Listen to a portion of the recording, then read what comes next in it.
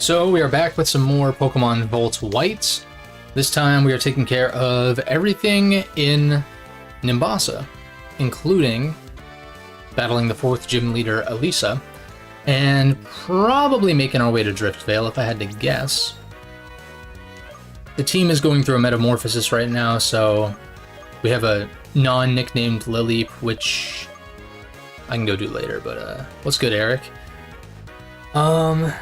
Lileep is more so... This is more so just specifically for Elisa, since it's another electric resist. And it's neutral to flying for like Emolga's acrobatics and shit like that. But it definitely needs some help as far as its moveset is concerned. In fact, I haven't checked TMs or anything yet either. We got the double ground as well. Lady might get subbed out, but it could be decent for this gym. But first and foremost, I think... I'm gonna test this. I'm pretty sure Bianca... Actually, I don't remember. If Bianca pulls me over to the contest hall, or the musical hall or whatever, if I try to leave... Okay, I thought so. That's why I don't play this game as often as... Or I haven't played this game as much as Black and White 2. So sometimes I forget little differences. But that's why I usually take the bridge over towards the right side of town, so that way you don't have to do this slow walking for as long. But I needed to test and confirm, just to see.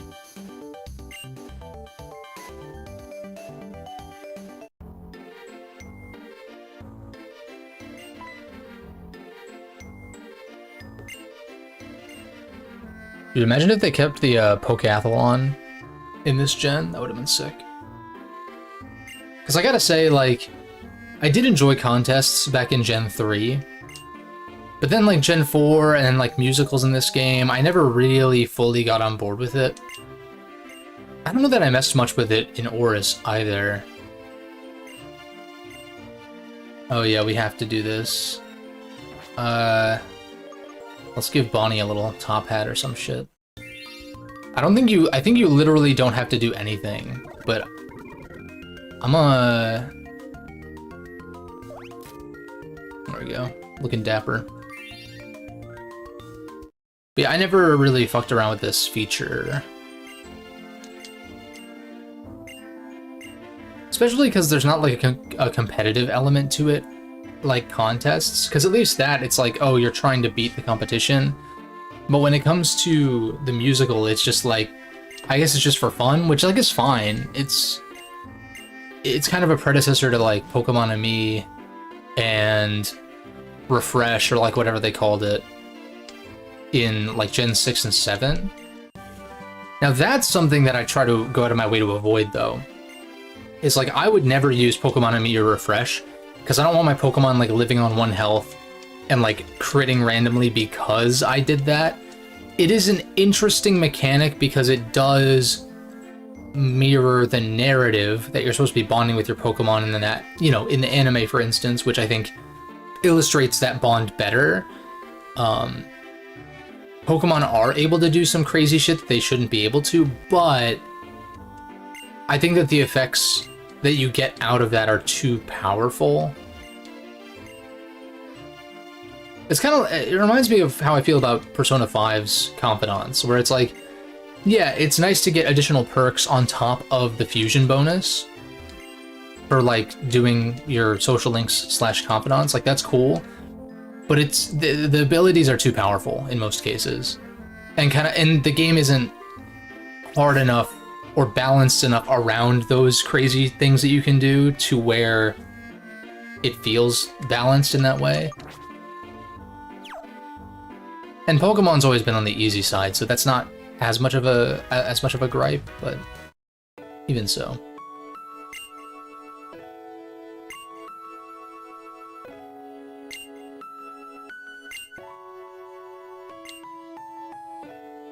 Also, this is the first gen that had like maybe one of the only gens that has like an emotional, like kind of through line. I don't really feel like the first 4 gens ever got particularly emotional, right? Like 4 had some crazy shit, but like emotional? Not really, right? Like Gen 3, you could say Wally, I guess. Side note, I think Wally's battle theme in Oris is very annoying because it loops every like 20 seconds.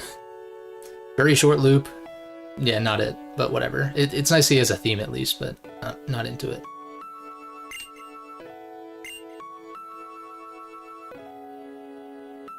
Hey, you tell him. You tell him, Bianca. What's the goat?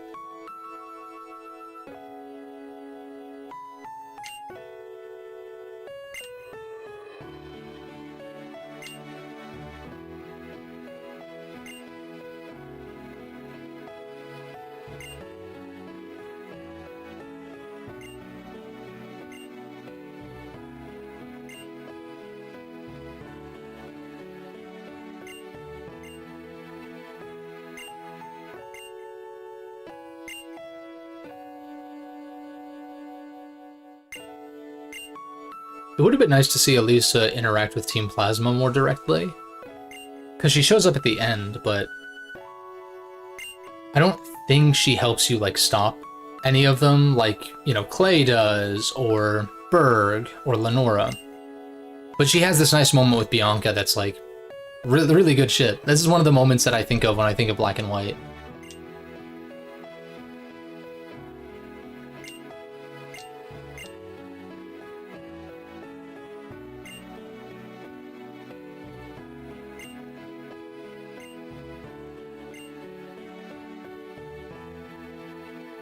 Damn, dude, grown-ass man admitting that he's wrong, and that someone, let alone his child, but like just someone of the younger generation might have a point. Wow, amazing. Isn't that something? That's a generalization, though. There are plenty of people from all generations that are open-minded. It's just the stubborn and annoying ones are the most vocal.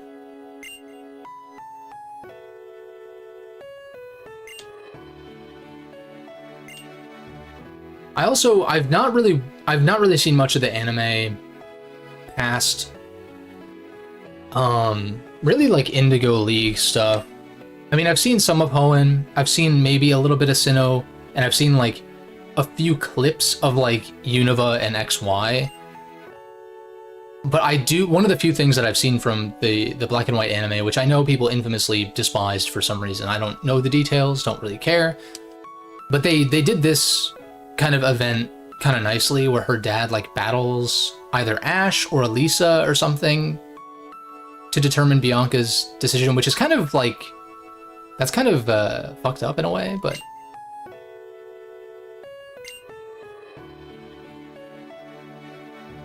it is nice that they pulled that into the anime at least.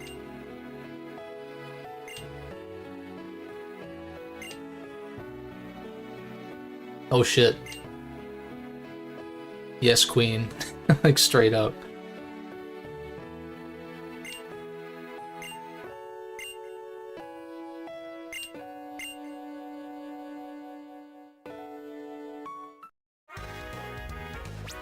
Nice little fade in. Okay, so if I want to get a Solosis, because what was I thinking? Oh yeah, no, I actually did look up the premise for Star Force 4, where like Geo is gonna be like an outlaw to some effect, and like all that stuff. There wasn't, I didn't find like a whole lot about it, but from what I did read, I thought it was interesting. Like, that would have been a cool spin. I am curious, like, how they would justify that turn into him being kind of like a rebel outlaw.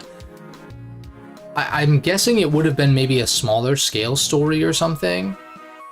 Or like him going up against the world government or something like that, as opposed to aliens. Wait, Volt Switch? What does Elisa give us then? Holy shit. Volt Switch is insane. I don't think anything can learn it on my team, no. But once I do get something, then we're gonna have some Volt turn stuff going on. No, I have to battle you. I mean, I guess I'm trying to evolve my level 36 guys, right? Yes, no, yeah, Kazuma, Lan and Male's descendant, that's right. That was supposed to be like Gio's partner in crime, as it were. And they were supposed to be like hackers or something, which is interesting. But yeah, I don't know. Like, I could see something like that working. I could also see them taking that premise and doing it in a new series since it's been so long, which I've talked about at length on these streams and stuff. Like, I don't know, like, yeah, people would love if Star Force 4 came out, you know, 15, 20 years after SF3, which it's already been 15, but you know what I mean. Between 15 to 20 years or more. But at the same time, I feel like that's kind of ripe for a reboot of some kind, or just like a new series. Like, Mega Man doesn't need to worry too much about continuity, because like there are so many series, some of which are connected, but it wouldn't be outlandish for Capcom to just make a new series in that way, whereas it would be for many other series that have been dormant.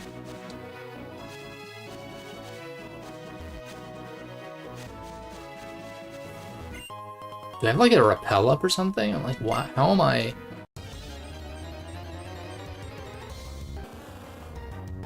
What that tongue do? Hacking was going to be the main gimmick. Yeah, I'm curious how that would have been implemented though. Like that's all to say, like, I do think a new series does make more sense, but I mean, if Star Force 4 ended up happening and they, you know, similar to Metroid Dread or something, if they, what was I gonna say? If they like revive that concept, that would be pretty sick. Alright, so like a Nidoking, I don't know where I would get a Moonstone. I don't know if that's nearby or not. I could look it up. Nidoking, the problem with Nidoking is he's weak to ground. So then for Clay, I would need to sub him out, which, like, yeah, I'm already subbing out team members here and there anyway, but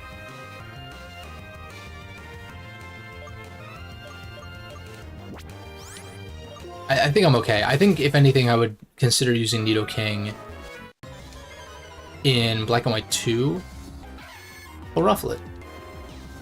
Obviously, assuming that I could get a Nidoran before, like, Roxy or something to absorb T-Spike and just be a poison resist in general. Ooh, Patchy. World champ right there. But can we not do this? What I really want to do is find a Solosis, though. Gulpin. There's one. Like to see it brought back and revived. Yeah, I mean, like, that premise is really cool. I'd love to see it come to fruition one way or the other. Now, the ability for Reuniclus's line, it's either Overcoat or Magic Guard, which Magic Guard is basically a better version of Overcoat. Well, Overcoat makes you immune to powder moves as well, but both of them make you immune to weather, like sand and hail. But Magic Guard guards you against, like, all passive damage, so burn, poison, leech seed, stuff like that. You're not immune to powder moves, but I mean, if you get poison powdered, you're not going to take damage from it. So, like, I guess Overcoat would be good to counter, like, sleep powder, but then there's also, like, hypnosis, and there's other sleep moves out there. So I think ultimately I do want Magic Guard. And so we can test it. Yeah, so you're Overcoat then.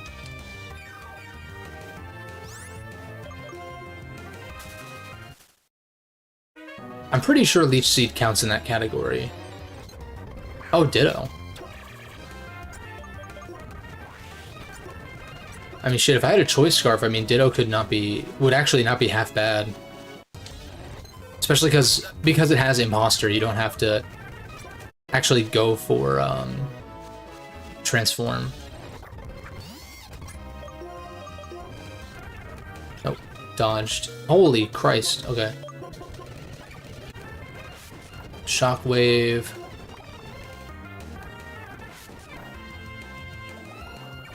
Also not Magic Guard. Unless I'm... Do I have anything else I could test this? I'm pretty sure Leech Seed also counts. Like, why wouldn't it?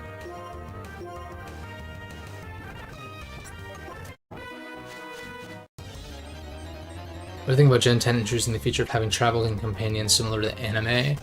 I think that... I almost feel like Scarlet and Violet was kind of trying to do that. So I wouldn't be against it. Oh, it's Shadow Tag, duh. Dark Psychic. I mean, I guess I just... It's actually kind of annoying. But,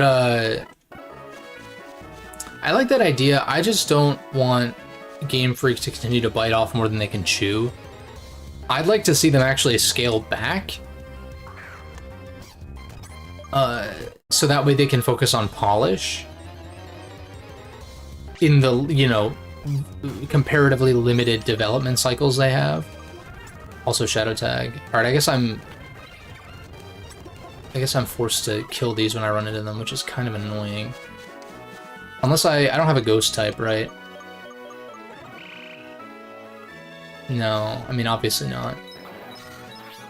I don't think any of these abilities help with, I doubt Scrappy affects Shadow Tag. I think it's just ghost types and, like... Oh, I guess U-Turn, but I don't have a U-Turn Mon in my party currently. I could pull Staraptor out, I guess, but then I can't... Then it's hard for me to test, Magic Guard on these Solosises. Sometimes they're not Magic Guard, though. Or, Shadow Tag. Shadow Tag Gothitelle would maybe be kinda good, though. Like, low-key. Dark Psychic... I'm trying to think through the gym leaders. I mean, it's neutral against all the gyms upcoming, right? And then Elite Four... I mean, it would be neutral against fighting... Ghost and Dark. It's immune to Psychic, but Psychic Mons have good coverage as far as fighting Caitlyn. And the other three, it's like... Yeah, I guess I could trap. Like, trapping is just really good in Pokemon in general, so, like... That is an option. I'm just not super, super big on Gothitelle. I would need the right moveset as well. I'd need, like... I don't know if it gets Encore, but, like, something along those lines. Something to prevent setup, basically. Yo, can I just find a Solosis with Magic Guard, please?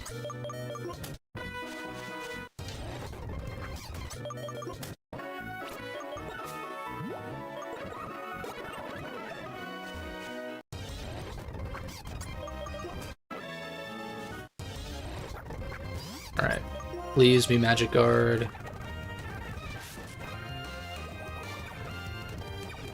Am I crazy? Is the first form not Magic Guard or something? Am I like... Or am I just getting really unlucky? Let me look this up. Volt White...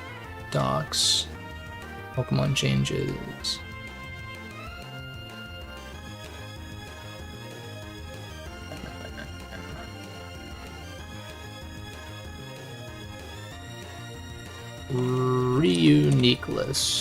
Reuniclus.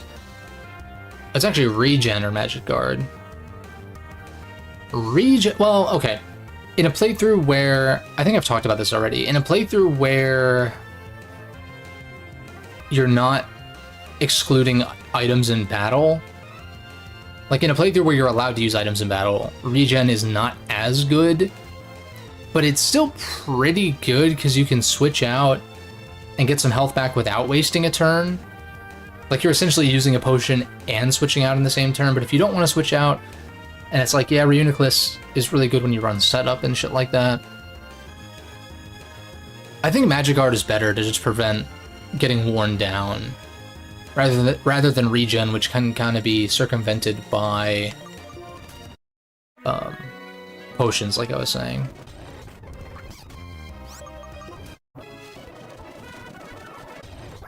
Okay. You are going to be Magic Guard. Thank you. Okay, finally. I found one. Almost had it. You'll live a Twister for sure. Oh my god, this thing is strong. Maybe it has a plus special attack nature or something. Maybe my defense is just bad. Actually, no, I'm minus defense nature, so that does add up. Introducing a trainer level up system in Gen 10. Pokemon classes that impact the gameplay. Oh, I see. Like choosing a trainer class when you're building your character and having that alter gameplay to some effect. I kind of like that idea, actually. That would give more of a role-playing element to things.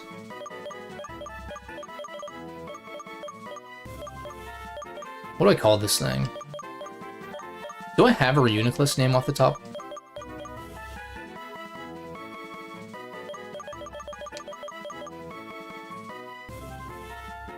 Pokemon Professor class helps you encounter and catch rare mons. Pokemon Breeder would help make it easier to catch eggs. Yeah, no, I actually dig that. They could also... I mean, if they really wanted to get wild with it, it'd be like if you choose... like Martial Artist or Black Belt or whatever, then that makes it easier to raise fighting types, or something along those lines. I don't know. That could be kind of cool. I'd be kind of down for that. But I'm just so, like... I don't really trust... I don't know if it's Game Freak more so, or just their development cycle that they're forced to do. But I don't really trust I guess the Pokemon Company in general to implement stuff like that and have other things not suffer very, like, severely, kind of thing. Like, if that idea were to be implemented, I would want the game to be, like, polished and complete and, like, feel like a AAA game in the year of our Lord 2020 whatever, whenever it comes out. Like, come on. That's my main concern. So that's why I'm very hesitant to be like to wanting very ambitious ideas from Game Freak, but I do think that is a good idea in a vacuum. In a vacuum, that idea is really cool, and I dig it. It would just need to be in a game that's good. That's my problem. Yeah, if they get Monolith Soft or like pretty much anyone. I mean, Monolith would make sense because they are Nintendo affiliated, right? Like, well, it's called using like Zygote or something. I don't know what the fuck. Some other like mitochondria wouldn't fit.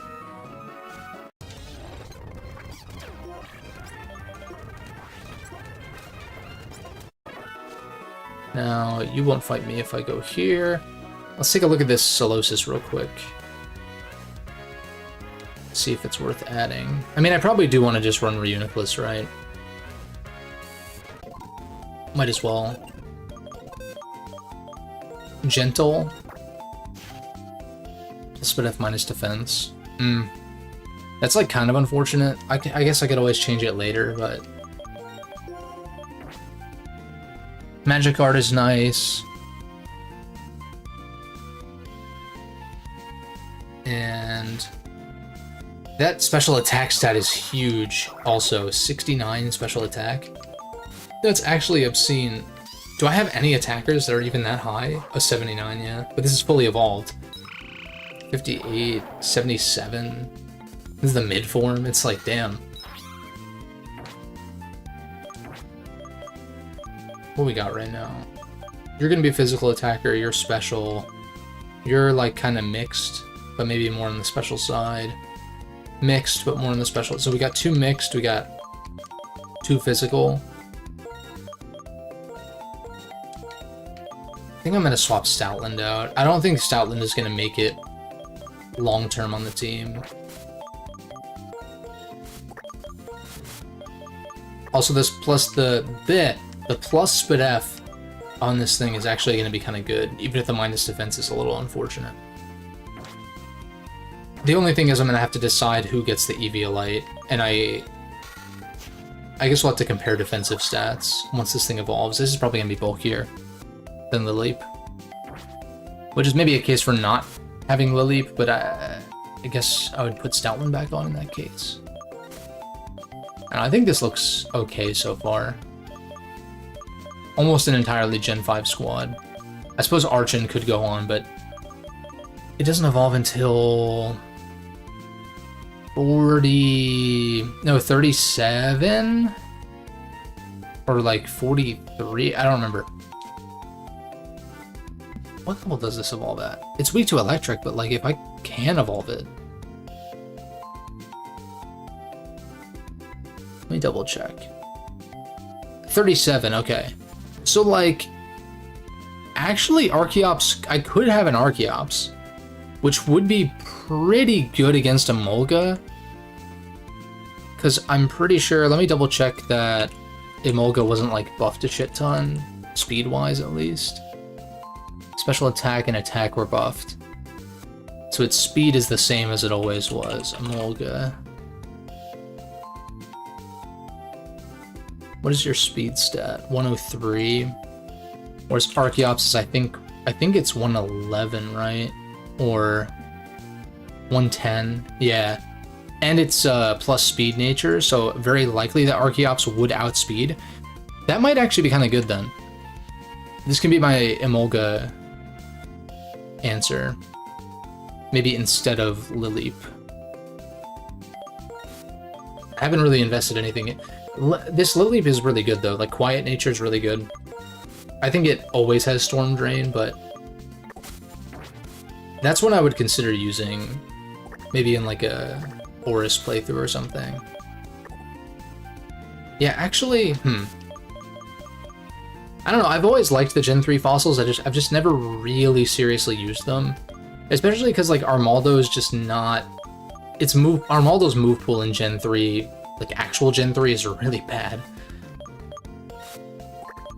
I did catch Archon first, but yeah, let's do that. We'll give it an EXP share, and then let's go battle these trainers now, finally. But you need an EXP share as well. Which means that Solosis will get the Eviolite once once Girder evolves. Our timid Girder. He's a little shy.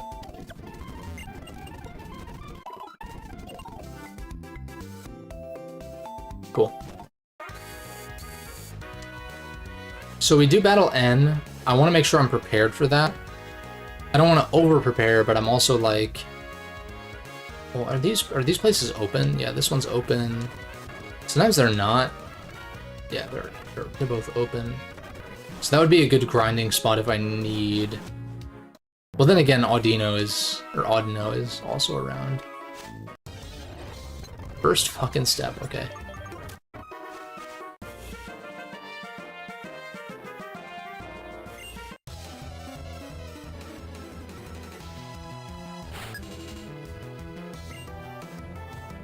Thinking about the main gimmick for Gen 10 could introduce human Pokemon fusion. Yeah, I mean, like, Ashgren is a thing. Which, well, I guess they removed it for Gen 9, I think, but... Ashgren at least was a thing. I don't know how I feel about that, though. I don't know, I don't really need... I don't like the gimmicks, by and large. Like, Megas are fine. I enjoyed Megas fine. And then, like, Terrestrialization is actually kind of cool, mechanically. Do I low kick this? Do I bulk up? I think I bulk up once. Yeah. And then low kick. Better not crit me. Okay, that did nothing. Well, that's because Razor Leaf is a physical move, I forgot. For a second.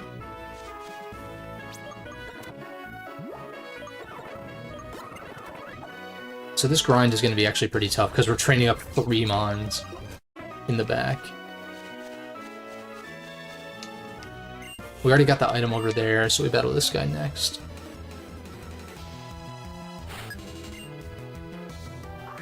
Nose Pass. I do love the like weight that you feel, or like see and hear when heavy Pokemon come out. And then like when they're really heavy, they have that little like shockwave that shows up below them. But you can still tell like Nose Pass is pretty fucking heavy based on that.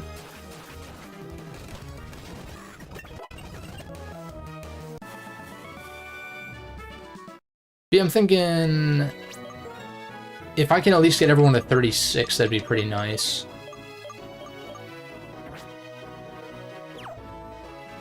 Maybe I should, because I have 3 EXP shares in the back, I'm like, should I do like 34, 34, 34, and then go around again? I'm thinking that might be the answer. Yeah, that's probably better. Just like more even leveling. We can't go this way yet.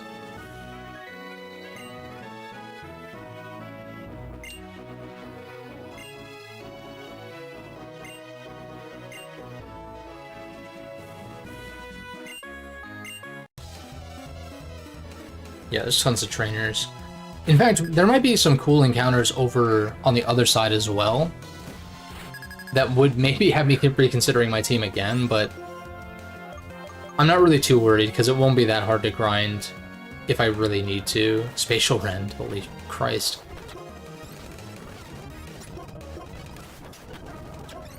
Hey, yo, can we...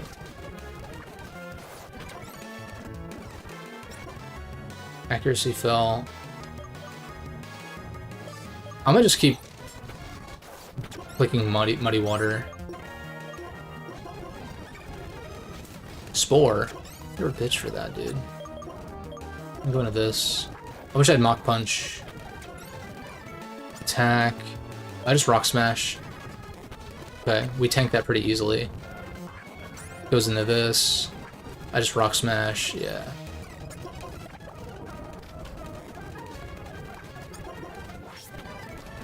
That's the thing, I feel like you can kind of tell that this hack is like a little bit unrefined in that, like, yeah, Smeargle using crazy shit does kind of make sense, but it's also like, isn't that like a little bit much? Isn't that a little outlandish that this random artist would have a Smeargle with fucking Spatial Rend? When did he fight a Palkia? When did this guy encounter a Palkia? To sketch that. It's fine though, like this hack is still good.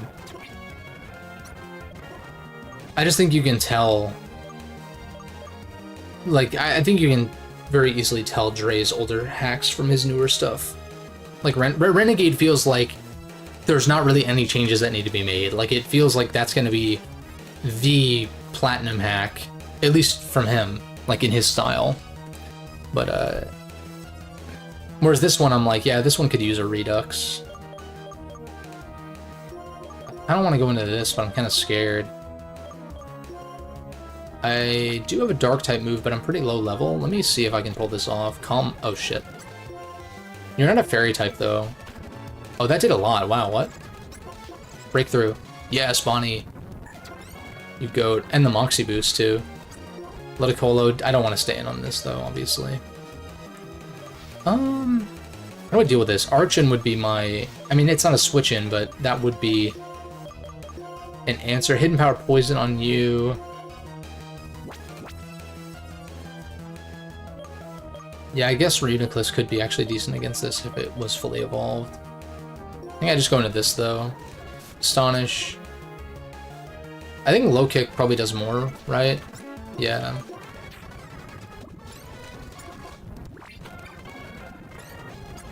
Bulk up back to neutral. If he statused us there, that would have been actually kind of good. Is that Guts boost? Ooh, Crunch already. Yeah, definitely better. Assurance is decent for doubles. So actually, I mean, I would get rid of Embargo first, if anything. But these next two gyms are single battles, and then I think I said this already. Skyla and Bryson. Just said Skylin. Combine them. Skyla and Bryson, I think, are both triples, and then I want to say Iris is rotation. She's either triple or rotation, because Drayden is the opposite. But I gotta say, I like rotation battles quite a bit. I don't fully understand how they operate, as in, like, does, like, taunt stay if they rotate, or does rotating kind of function like switching as far as certain status effects are concerned? Like, I know stat drops probably stay, if I had to guess, but stuff like taunt and torment and other like actual status moves, I'm unclear on that. You don't have like magic art or something, do you? You're also not a fairy type, so I can safely go into Flint. Gravity. Oh, not the cute charm. Not the cute charm. What the fuck is this thing doing? Like, you can defense curl all you want, I'm still breaking through.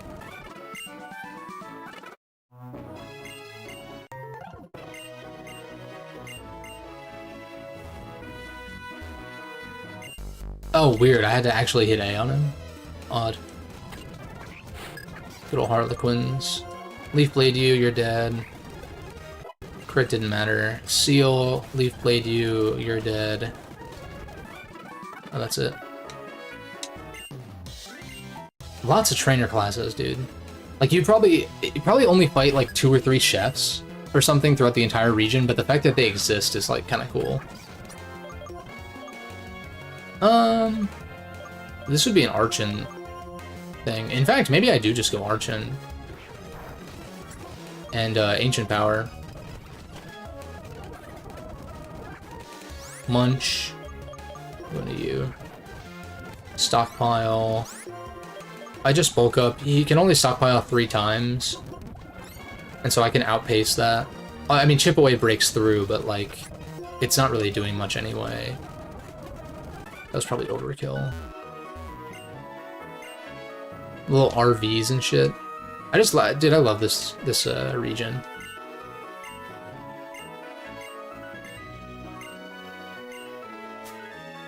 What, do I have a mushroom in here? Or it's probably the berries or something. In which case I'm good. Alright, that's it for this route. I feel like Black and White 2 has more trainers over there. Maybe. Like there's a double battle and a few others. So we'll see. I'm debating... Well, I mean, I'm down to fight N even if I'm not. Even if my team is not, like, fully evolved, or as evolved as they can be.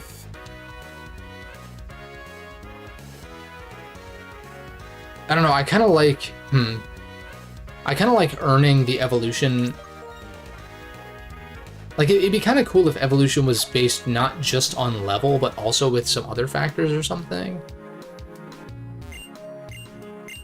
Because, like, there's something about when Timber took on that... There was a flying type that it defeated or something. Timber beat something that it shouldn't have, and it evolved after that. And I'm like, that feels, like, fitting to me, you know what I mean? And so it's the same thing where it's like, do I want to go into N's fight with a Seismitoad and a Conkeldurr and all that, or do I want them to kind of earn their evolution during that battle, right? If I could pick, I would pick earning the evolution post a powerful battle or something. But you wouldn't want to lock evolution behind something like that. But maybe there could be like a secondary experience meter or something that levels up with just, I don't know, or maybe they just change the way that EXP works.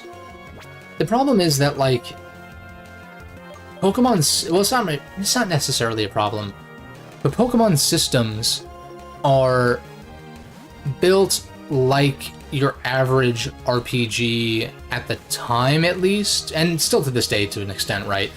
You do battle and you gain experience. Sometimes there's a secondary experience that gives you abilities, but like, generally it's like, you beat enemies, you get experience, you level up. And you gain new abilities as you go, or whatever, as you level up.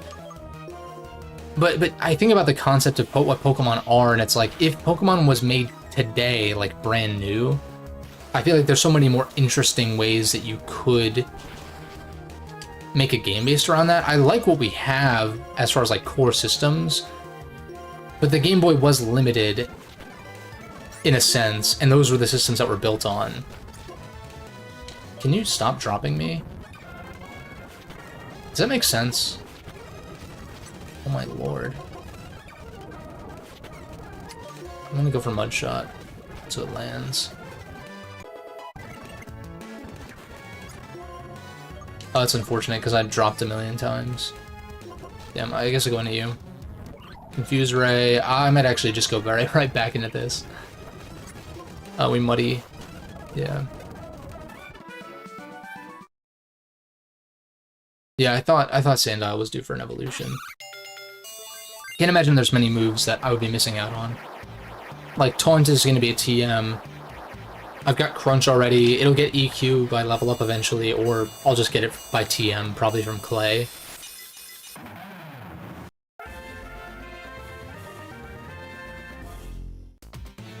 The Croc.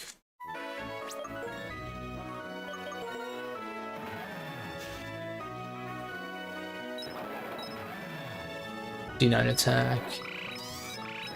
And now I think this evolves at 40. You need a better ground move, though, that's for damn sure.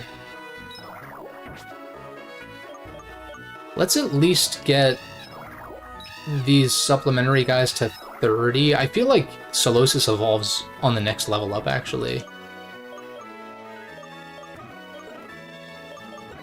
But I like that we have a Unovan squad completely. It's just like fitting for this game, even if we do have access to other mons. I don't want to do this. You only face that. Oh shit. I almost went right. Oh, there's another cyclist over here, right? Yeah. Can't go this way. That's all post-game stuff on that side. I don't think there's any hidden items over here. I will teach my Archon... or Arkin. Why do I keep changing it?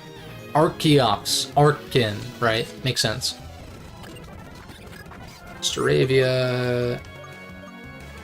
Ooh. Yeah, I don't really have a great answer for this right now, do I? Part of me does kind of wish that my Krokorok was Intimidate over Moxie. Oh, nice. Nice Ancient Power. Maybe I'll get the boost. No boost. We just Ancient Power again. And 2 KOs. Oh, but with the Defeatist drop, though, on Fort. It's fine, though.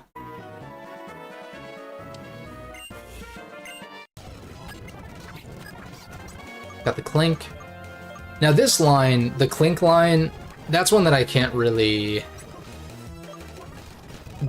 I can't defend Clink Clang and Clink Clang. They could have done so many more other like cool things with that mon, design-wise. Especially like Clang. Like Clink Clang is kind of neat, I guess, but it's not different enough from the previous two. IMO. Oh, holy Christ, dude. Oh my god. I was faster. Yeah. Grottle. This would be my Grottle answer, but unfortunately. Yeah, I think Chandelure would actually round out this team pretty nicely. Replacing what, though? Maybe replacing... That's tough. We'll figure it out later. Whatever team member is underperforming, basically. But let's get more... Let's heal up and get more lemonades, first of all.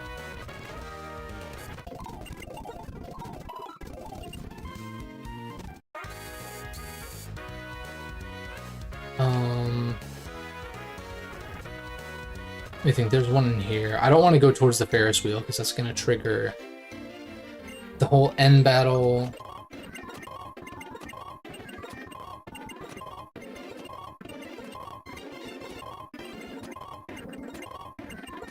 And even if I have an excess of these, by the time they're not viable in battle, then I can still use them outside of battle pretty reliably.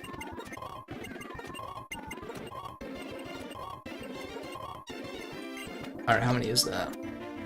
34, okay. I mean, that's like, that should be fine. Rare candy. I'm not going to use that yet. I'll hold on to that.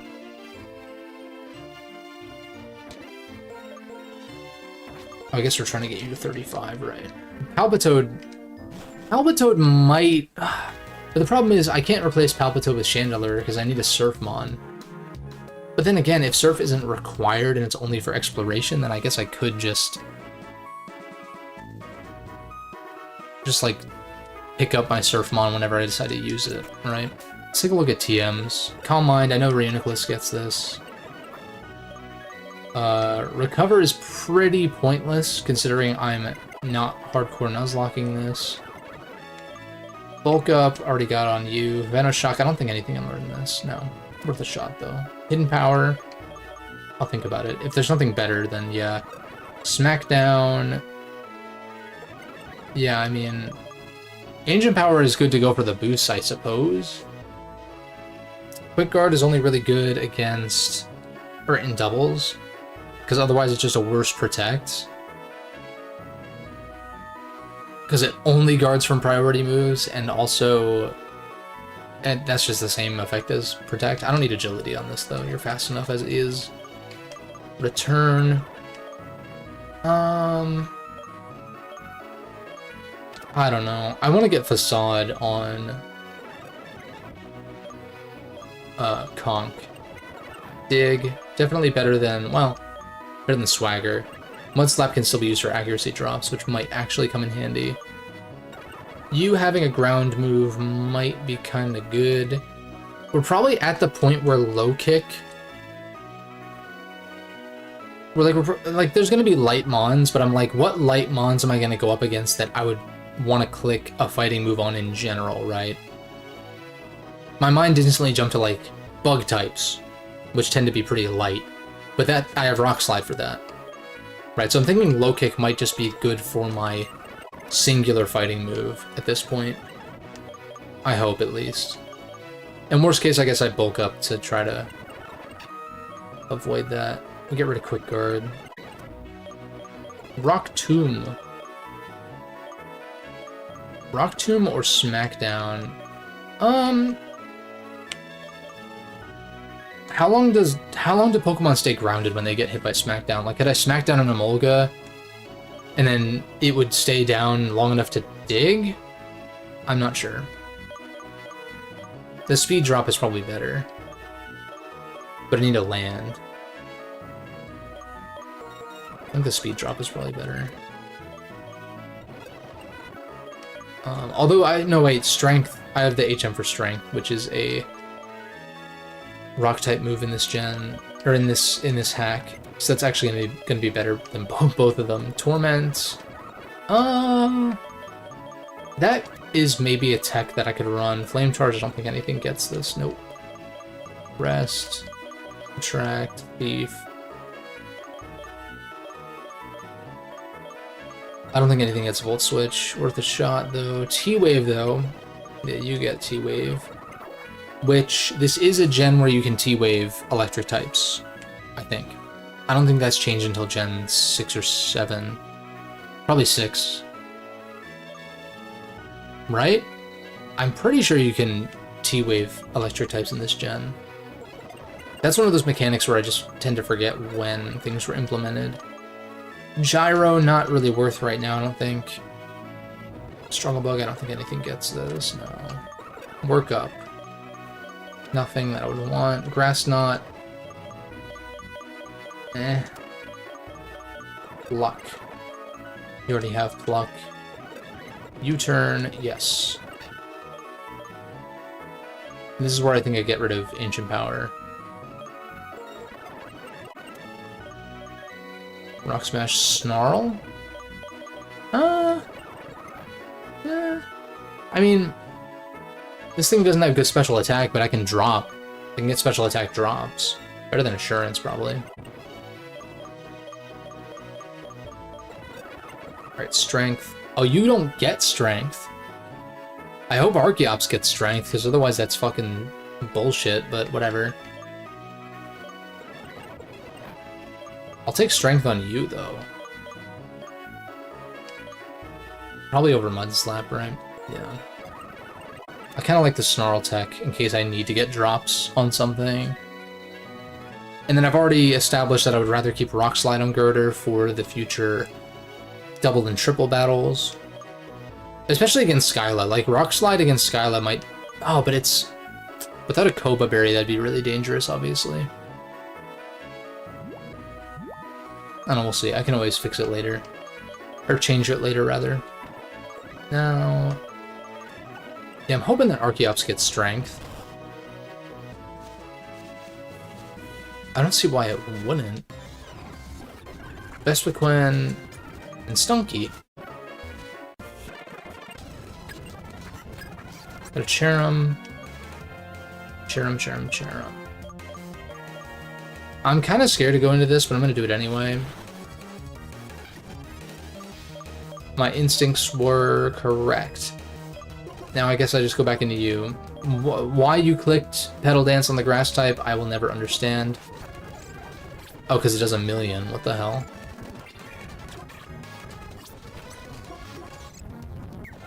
Reseed, that's fine. Monferno, we go into you. I guess... Well, I just Rain Dance. Beautiful. And Muddy. That's Quick Claw proc. Sick. Now we lead you, I guess. Do I have a revive? Yeah, I do. Okay. I'm gonna try to not use revives in major battles if I can. I'm not gonna sweat it though, because it's like... Oh, Zangoose looks so cool in this gen though. Because like... Otherwise I'm like soft resetting basically. And it's just like, I don't know. To me, it's lamer to soft reset than it is to use items in battle. And like use revives and shit. I'm just like, I don't know. If we were playing vanilla, then yeah, I'd consider not using items in battle, but we're not playing vanilla, so no thank you. Yeah, wait, you must evolve at like level 30... 30 something. Maybe 32? 34, something like that. I guess we'll see. I actually want this thing to get... I was gonna stop at 30, but I'm gonna get this thing to evolve for sure. Krokorok, on the other hand, I'm down to stop at 30, at least for now. Dude. Ariados.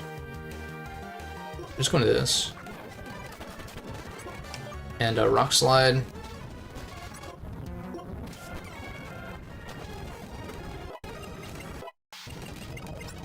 Ooh, Acro. Hell yeah. That's insane. Focus Sash on this would be kind of nasty. Obviously, priority would be a problem, but... I could just run no item to get higher damage Acro.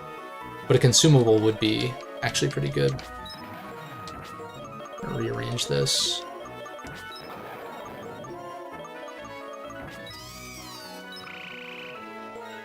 This thing being minus defense is kind of unfortunate. I'd rather it be like bold or something. Although its attack stat seems... Maybe this thing just has a higher attack stat than a special attack? I know Seismitoad is exactly the same between the two. Also, there's a cut tree up here, isn't there? Yeah, fuck. I mean, I guess I can go withdraw something with cut to get that. Hey, what's good, Space Cowboy? Yeah, I could withdraw something with cut, though. That might be the answer, actually. Bone Claws. I forget, are there trainers? Also, that's up on the ledge, I think. Parablast. I've always liked Escavalier design-wise. Oh, wait, this might be normally where you get Snarl, right?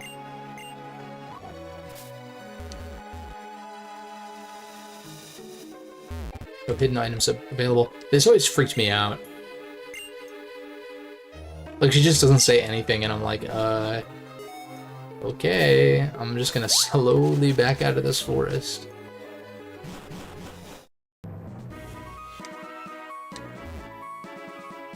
Yeah, but we're gonna... Well, I guess that's it for trainers, actually. So I didn't even get everyone to 35, which is kind of nuts. I could go fight the sports people, which I might actually do to at least get my Palpitoad and Girder to 35, and then we can fight N. And then kind of earn those evolutions. But first, I fucked up. I need to grab something that can learn cut. Do I have anything that can learn cut? Can you learn cut? I don't know if you can. Actually, I think this thing can learn cut.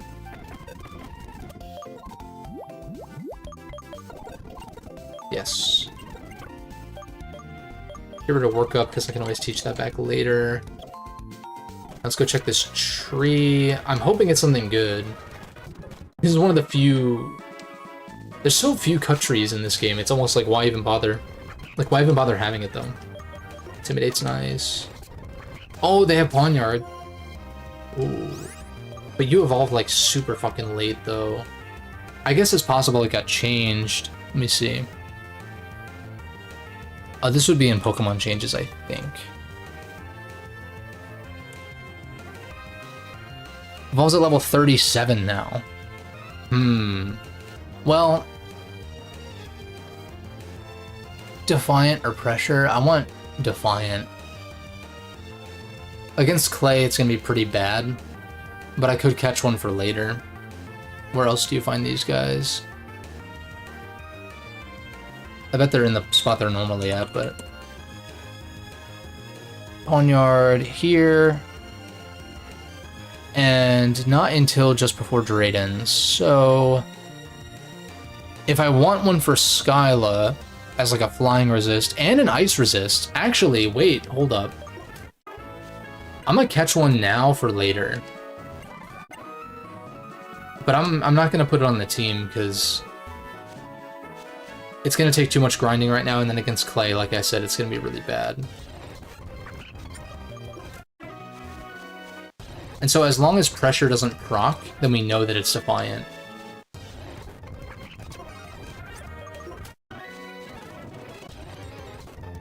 Pineco. There's some cool shit on this route, though. Pineco again. Electrike.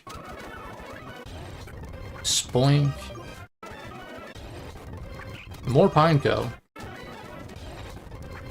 Pawnyard must have been a rare encounter. I guess I could go to the Doubles Grass, assuming that.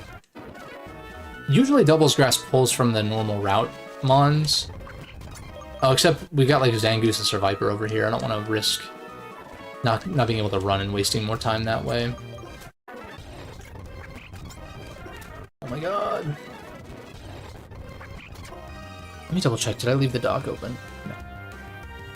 Let me see if Pawnyard can be found in Doubles Grass, because then if that's the case, that'll be faster, probably. No, it can't. Bisharp can be found in the Special Grass, though. That's kind of crazy. If we hold off for a Shake, but it's more likely to be Audino anyway, so it'll probably take longer. It's pretty annoying, though. Bruh. Male Combi, literally useless. Do they need to give Combi a split evolution? Like, that would have been... Like, male Combi is prime for a new-gen evolution, kind of like how, like, Galarian Linoon got one, and some other guys. Yamask actually got a regional. Well, that's more regional than split, I guess, but even so, like, Girafarig got an evolution. Where are the Pawnyards, though?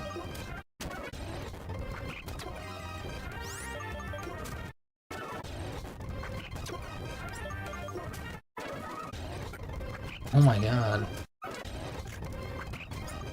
I know this is riveting gameplay, but... Come on.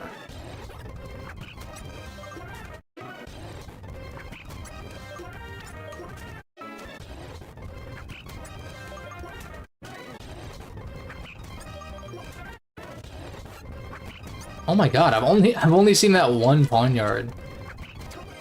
I mean, I guess I could have always caught it and changed his ability, but like... Let's try to do most of this stuff legit, right? The only thing I've changed on my Mons is, like, removing Cut from Servine, which I probably should have considered not even doing in the first place, and putting that on Simipour, since I knew Simipour was not going to be a permanent add. It's just that I think at the time, I wanted the other moves more on Simipour. Dude.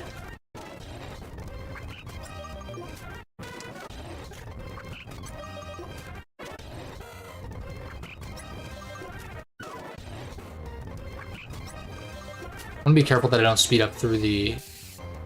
Please be defiant. No pressure prompt, please. Fuck you. I like to imagine sometimes, if you encounter the same Mon with, like, the same gender and ability and level, it's like, oh, it's the same one came back. Obviously not the case, like, it repopulates everything, but kind of gives that vibe. It's like, oh, you again.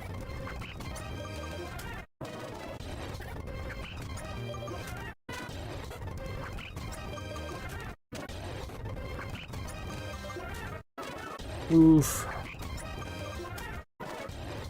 I don't know how you would do this not speed up though, like trying to find these specific encounters. I would die of boredom. And even then, this isn't like particularly fun either, even with the speed up.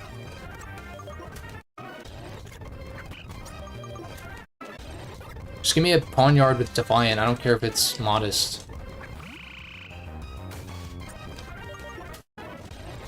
Oh, please. Defiant. Lit. Okay, sweet. Now I need to make sure I don't kill it. Which means, I think... I'm just gonna throw a ball and see. Nothing. Yeah, I need... Well, I can... It'll live a Rock Slide for sure. Yeah. Let's try a ball now. I don't... Correct me if I'm wrong, maybe it changes by gen. I don't think there is a difference in catching chance unless it's like 50 or below, like 50% or below, or 25% or below. I think it stays, like the rate is the same. Maybe I'm wrong though. What do I call you?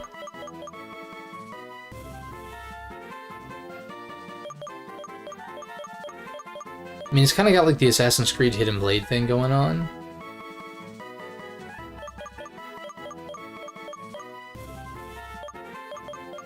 I could just name it like Shiv or something. I feel like there's something that is coming to mind. It's on the tip of my tongue. As far as what I want to name this guy. I just name him Shiv for now. I can always change it later.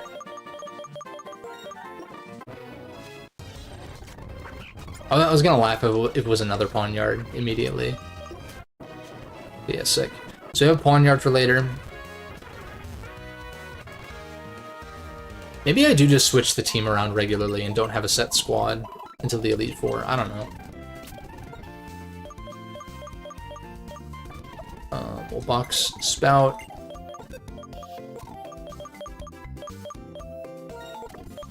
We box you. Let's see. I hope it's a good nature too. Gentle again. What the fuck? At least you're Defiant though.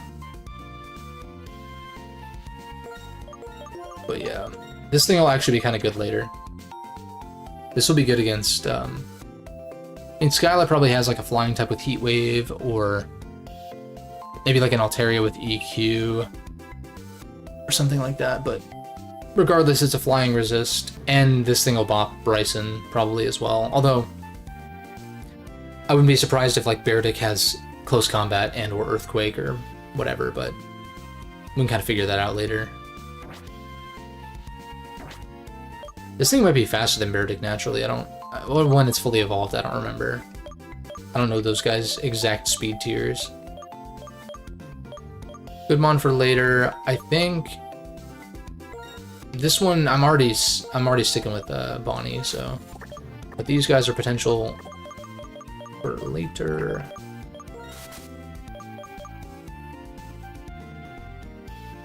I'm going back and forth because now I'm thinking again that Lileep would maybe be good on here, but I think we'll be fine. Yeah, because like Eviolite, Duosion with like Calm Mind and shit might be able to pull some nastiness on Elisa's team. despite not being particularly strong against... Like, it doesn't resist electric or anything like that, but...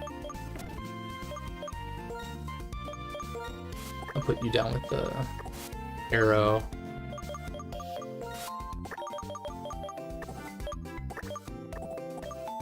Staraptor has a chance to come back on as well. The Intimidate's nice. Yeah, I think that's fine. And now to the sports stadiums. Try to get a couple of battles in. There's usually not that many. It looks like 3. So it's like, I can't imagine I'm gonna get like over leveled by battling these guys. Highly doubtful. Oh, not even 3 trainers, okay. Ball boy. Other ball boy or what? Water boy maybe? Oh nope, they're both ball boys. 1 trainer battle. Really? I'm surprised.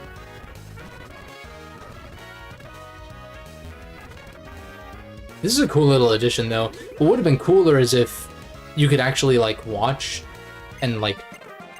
I know that this is a slippery slope, but, like, bet on sports and shit like that. I do wish the Game Corner was still around. They took it out because of changes with, like, how gambling is rated by the ESRB. That's kind of unfortunate. I kind of... Oh, wait, you're holding an item, though, so Acro's not going to do much. I'll just U-turn, then. Because you might have, they might have a rock move anyhow. I'm gonna go into my own. Yeah. We bulk. We low kick. Shit. We're just like flexing.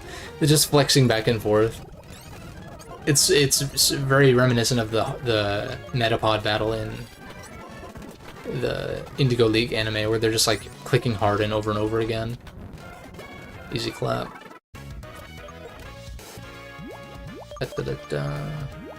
Hone Claws.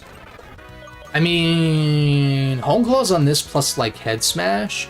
The problem is that Archeops is pretty frail, so I don't know that it would get a chance to. Well, if I ran like Sash or a super effective berry, then again, wait, Sash puts it in defeatist range. That's why this thing is ass. Oh well.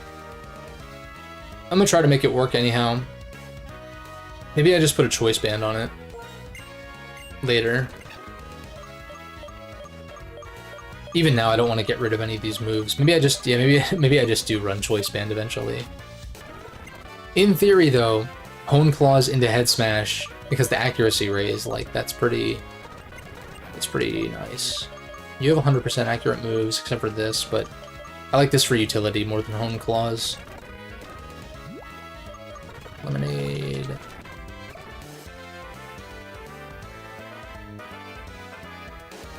Interesting. Just running around on the field, like...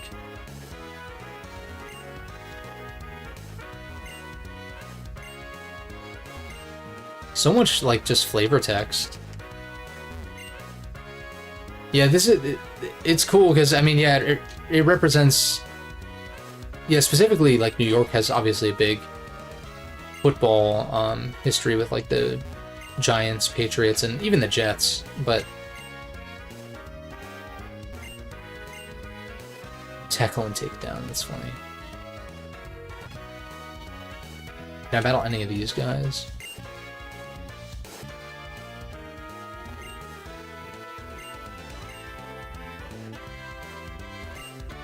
I don't know that I've ever seen them in this formation before. Just one battle is kind of lame, though. That's kind of unfortunate. I guess... I don't know if the battle against N is going to be a double battle again, or if it's going to be like a rotation, or what the deal is. So I'm just going to lead for experience purposes.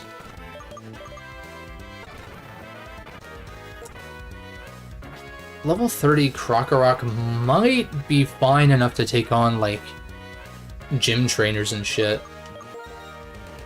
I just really want this to evolve, and I would like for Arkin to evolve as well.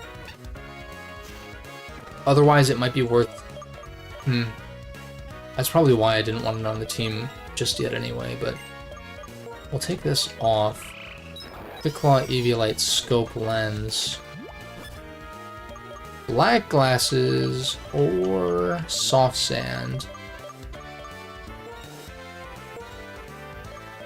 I mean, Crunch is the same power as Dig, right? Isn't Dig base 80? No, it's 100. I think it was... That's gotta be a buff, then. It's just a 2-turn 100 power movements, as opposed to Earthquake, which is obviously 1 turn. So effectively, Earthquake is 200 base power. Well, it's more like Dig is 50 base power in that way, because it takes 2 turns, but... You're also immune to everything but Earthquake for a second, so I don't know. I'm torn on this thing now. We'll see. I'll try to make it work, and if not, then Staraptor will come back on.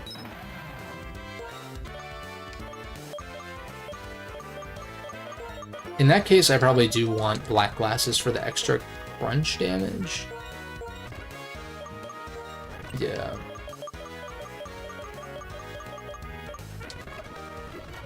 I don't know, I'm feeling kind of iffy about this team right now. Like, it's kind of coming together, but... I'm just so torn if I want to keep it as, like, Unova Mons only, if I can, or if I want to mix things up. Or use Mons that I haven't used before, and shit like that.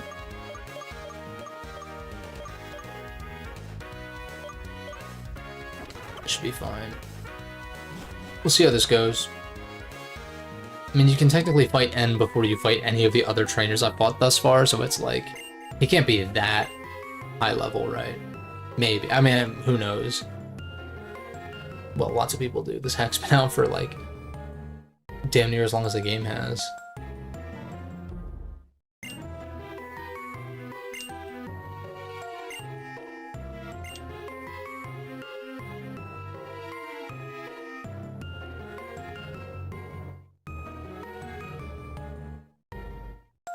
First, I must tell you, I'm the king of Team Plasma. It's interesting that that hasn't come out yet. Guess it gets his asked for me to work with him to save the Pokemon. This is very Final Fantasy VII date-esque, which is kind of funny. Wonder how many Pokemon exist in this world.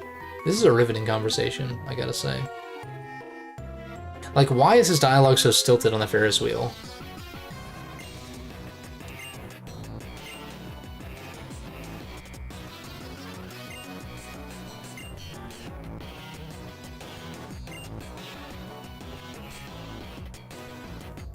What logic? What? I guess he's asking about the question he had asked in Necrane. I'm just gonna continue to be an asshole, I guess. Because you're supposed to oppose him, like, that's the thing, too. Although I guess you agree, but he's still steadfast on beating you anyway, right? He doesn't think he can win. Huh.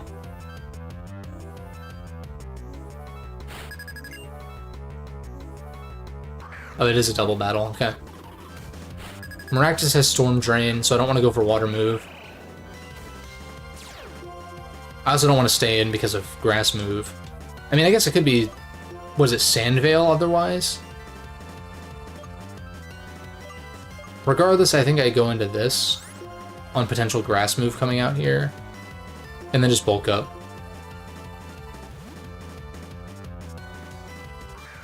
And I've been saying for a while that, like, the other formats besides single battles, I think, tend to be more interesting in the Pokemon games. But I still kind of don't like that battles like this are doubles. Or just, like, arbitrarily doubles. Like, there's not really a reason for it to be double battles.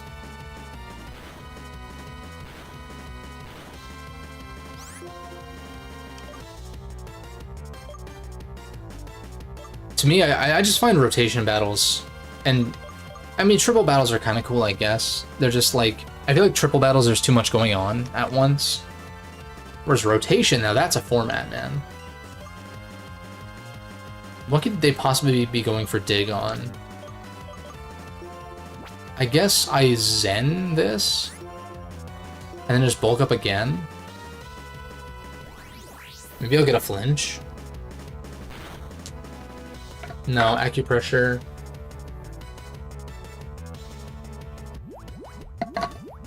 Wait, did it go for acupressure? Nothing happened. Wait. Can you only do acupressure once then? The 0.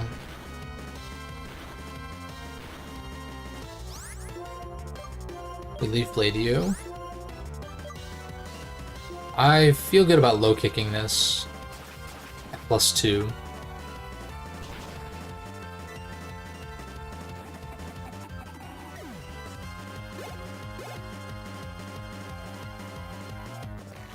Ingrain. This should do quite a bit. Oh, and it dies to Sandstorm. Nice.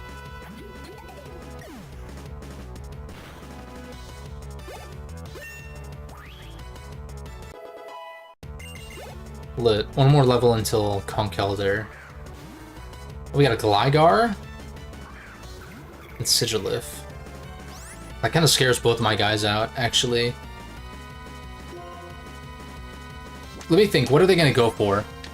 Like, Sigilif is probably going to go for Flying move on... It could be either of them. And then I guess Gligar is the same deal, so it's like, That's why Intimidate would be so good. Gligar could be Hyper Cutter, but like... And I guess Sigilif's a special attacker, so never mind. Sigilif could go for Psychic move on Girder, though, so that's why I'm kind of thinking...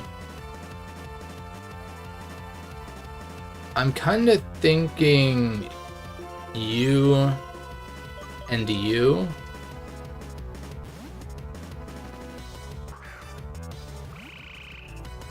Although I keep thinking that my Palpitoad is bold or something, but it's actually minus defense. It's hasty. Which is kind of the unfortunate thing. Synchron Noise.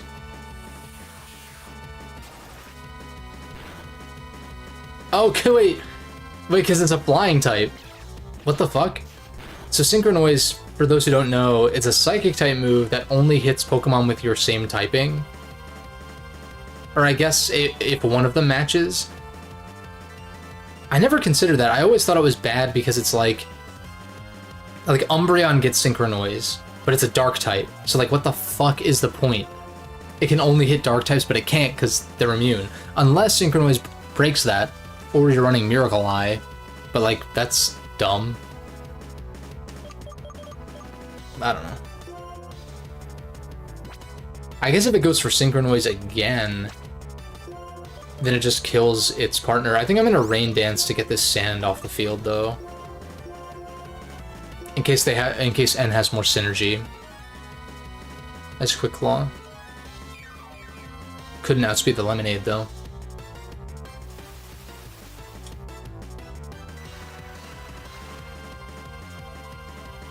There's a Synchron Noise again. And it just kills Gligar. Nice tech, dumbass. Golett. Golurk is so cool, dude. In fact, Golurk might... Golurk plus Bisharp? Golurk plus Bisharp. Golurk also gets Fly, if I needed a Flying Mon, and I guess if I wanted it to click Fly for some reason, I don't know. I feel like Fly in this gen...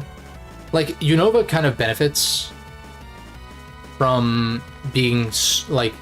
It's linear in how you progress. Like, you're not, like, circling back and stuff, unless you want to go back for secrets. Largely. But that way, Fly is not nearly as mandatory. And so it's not that bad if you need to, like, have a Flymon in your box, and you just pull it whenever you want to travel. It's not that bad. What am I doing here? I think I'm just Muddy Watering, right? And, if this thing keeps spamming Synchron Noise, then that's fine, but okay. I'm just gonna Snarl to... I guess it was in case that Sigilif switches up its move, but... I guess it's not going to. We'll get a special attack drop on it anyway. Crunch was definitely better because it probably would have killed. But...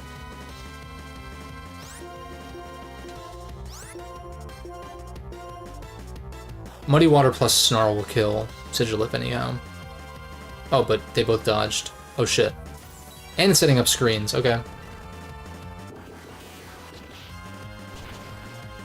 Well, we're in the rain, and they're minus special attack. Well, I guess Flame Charge. Holy... I was gonna say, like, what is that damage? What? We try to Muddy Water again, and... I guess I Crunch Sigilif in case... Oh my god, why is that thing so strong? Yeah, okay. I don't... if it had those moves, I don't know why I went for Synchronoise. Well, I don't know why I went for Synchronoise in the first place when... That's gotta be a bug in the AI where it sensed that it could hit some... That's like such Gen 1 logic, where it's like, oh, there's a Pokemon on the field that I can hit super effectively. Let me click the move with the type that is super effective. But like in Gen 1, if your opponent has a status move that is quote-unquote super effective on you, like let's say they have Kinesis on and you have a fighting type out, and for some reason they don't have a psychic attack, just hypothetically, they'll click Kinesis every time because they think it's going to do super effective damage. That's not how it works. And then this, I don't know when Future Sight got changed. It used to deal like non-elemental damage or something. In current gen, it deals psychic type damage, but I don't know if it does that when that started or not. Either way, I don't think it's really worth it, but just a little side note there.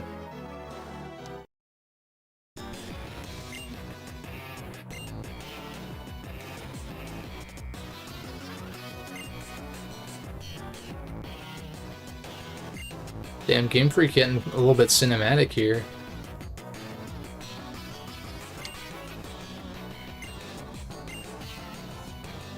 Damn. That challenge, though.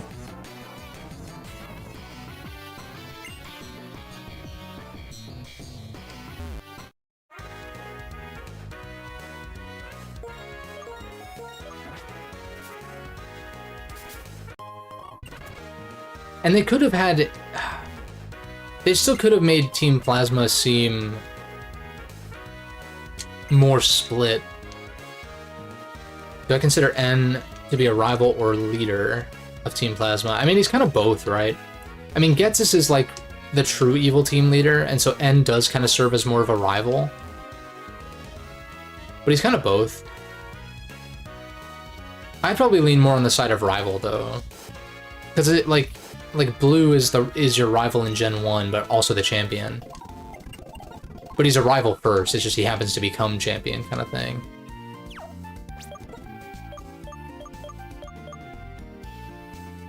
I feel like this team is okay. Eventually I will probably swap out Crook with Bisharp, though. But not until after Clay.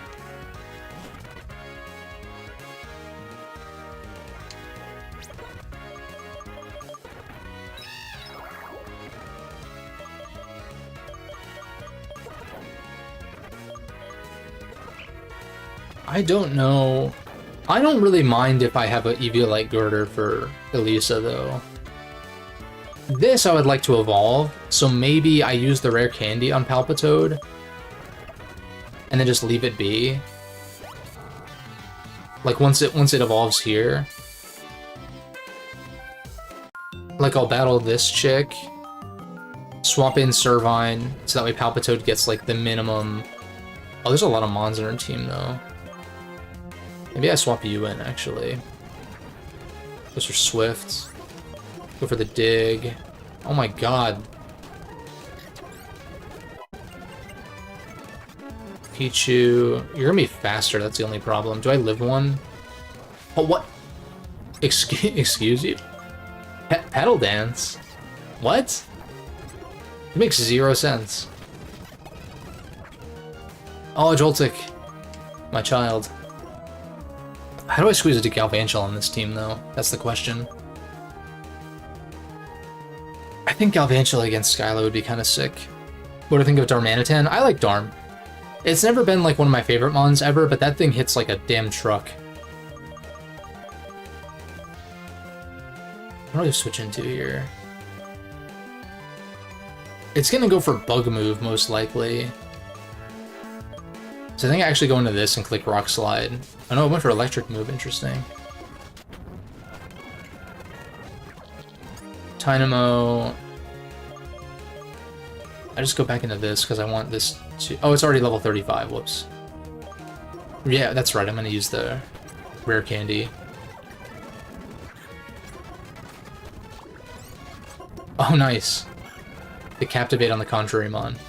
Okay, and now... It's a little anticlimactic, but I'm gonna evolve you.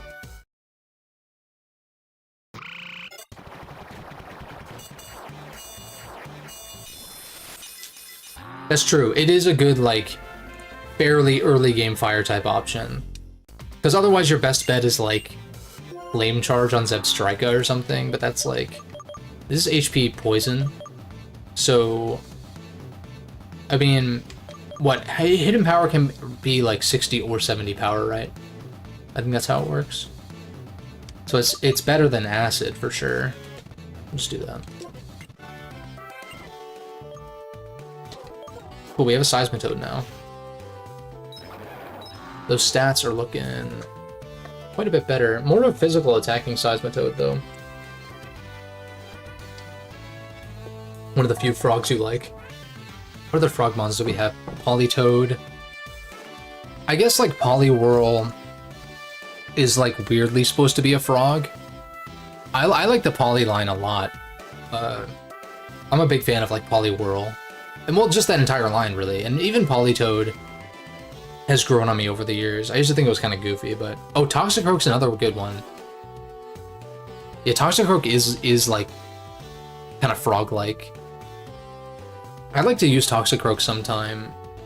I mean, it could have been a contender for my Renegade team, I suppose, but I don't really have room for it. Did I run a Poison type? Yeah, I had Venusaur, that's why, I think. So we'll lead this. I kind of want Gerda to stay level 35, at least through the gym battle, because... Yeah, but that defeats the point of having this, though, with Eviolite, potentially. I don't know, I'm like so torn on who I want to use. Do I even... shit. I'm gonna go back to the center. Like, Seismitoad is for sure gonna stay on the team for this gym. Yeah, Croak. God, what... I don't know if there are any other frogs off the top of my head, but Seismitoad is cool. I like this mon. It's just... It's one of those things where, like, Gen 5's ground types are so stacked that it's hard for me to pick this guy over Crocodile and, like, Golurk more often than not.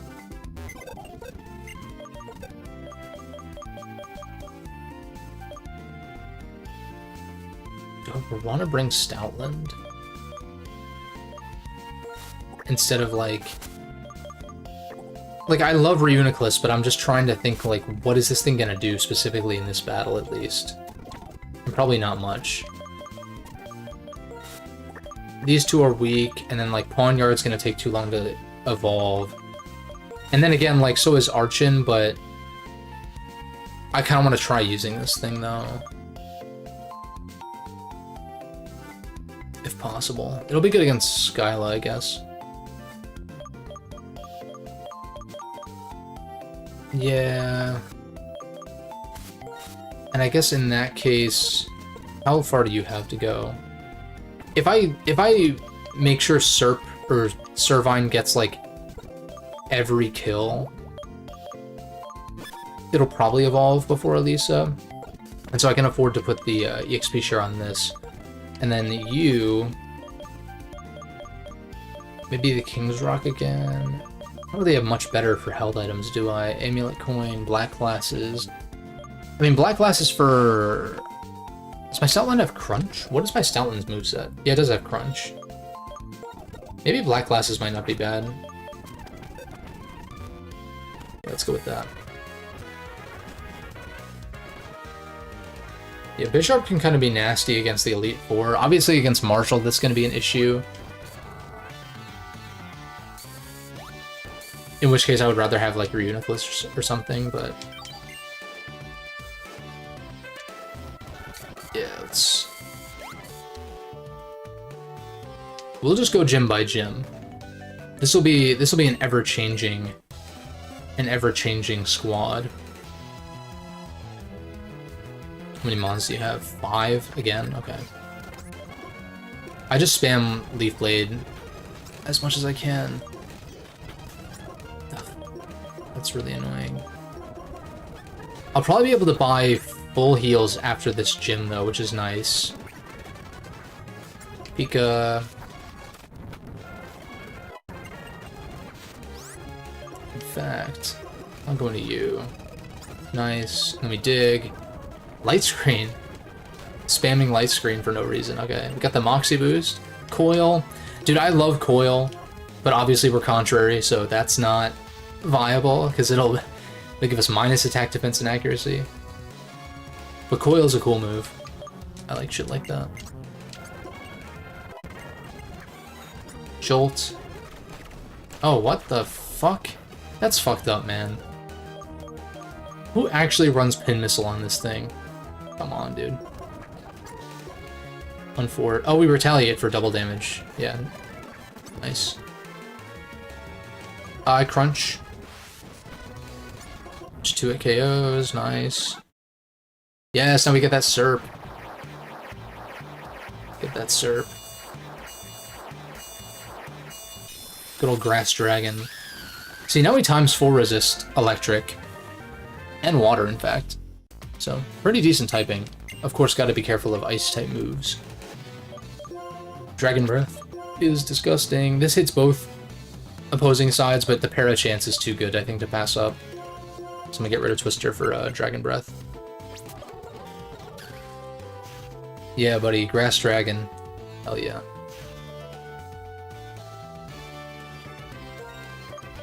Now we just wait until I get Leaf Storm, basically.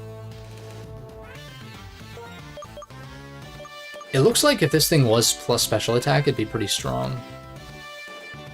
Which again, I might change it later. 94 speed is really fast, though.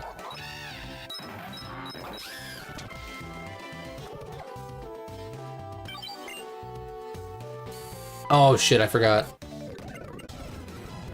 I know when you go to this place in Black and White 2, there's lots of trainers in the coasters. Yeah, this thing should be Grass Dragon, like, period. TBH. They really did kind of, like, fuck up the typings on the, on the starters in this gen. You get Dragon Breath now. I think I'm okay, though, on that. Magneton. I think I'm safe to heal up. Yeah, you lock on. We get the Quick Claw. Signal Beam. Nice. Toad putting in work. Oh, this is like why I have a Seismitoad, is for this mon, specifically.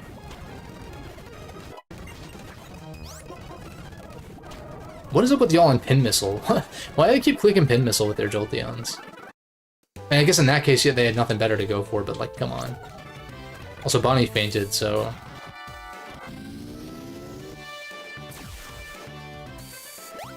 I don't have any more revives, right? Yeah, so I would have to go back to the center to heal. That's really annoying. Wait, there's a trainer's gonna come out of here, though. A lady is more like supplemental, but I guess... I'll lead it. Yeah. Just to, like, try to evenly... Oh my god, you're bulky as shit. Endure didn't work. Endure did work. And Mudshot. Rotom. Dude, Seismitoad's actually, like, genuinely putting in work right now, though.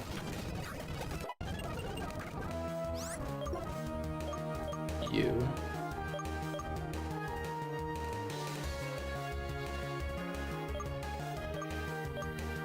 I guess I just stay in and Hidden Power. Or not Hidden Power, Muddy Water, rather. It's just gonna be kind of anticlimactic, because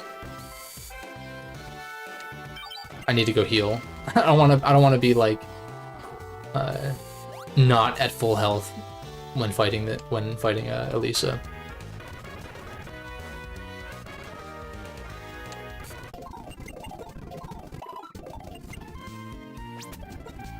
Let's see here. Single battle. I think I save Lady for, like, some retaliate shit when I bring it in after one of my mons dies. And so, what is she gonna lead with? Something that Volt switches, probably. So I'm kind of thinking, like, lead Seismitoad might actually be pretty good. If she leads Emolga. In which case, yeah, Acrobatics is gonna do a lot, but... yeah, because we're minus defense, which is really bad, but... yeah, we can just kind of try this. Lead Toad. Because if we can take care of her Emolga, then... wait, how many lemonades do I have? Oh, I've got plenty. Oh wait, I can go this way. I can go back. Right? Oh no, it didn't stay. It's kind of annoying.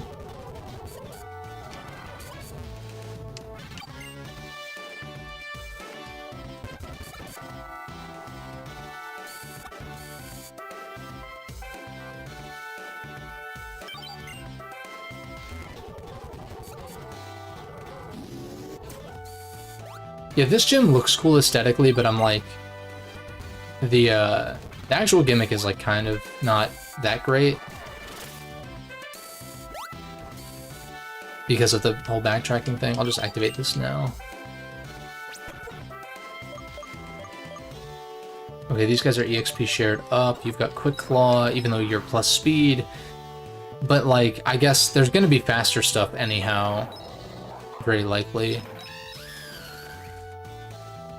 But I want to get rid of her Emolga, if possible. Wait, does Toad get... do you learn Strength? Wait a second.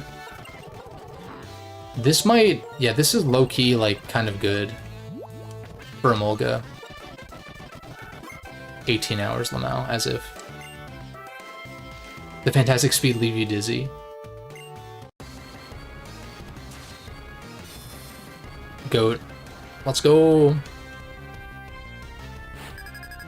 What you got? Yep, lead Emolga. Fucking knew it. That's how it is in vanilla. At least. So you can't Volt Switch. So I just Strength. Oh no, it U-turns. Well, I should have seen that coming, but we can get some chip on whatever comes in. Oh, this is good too. This is really good.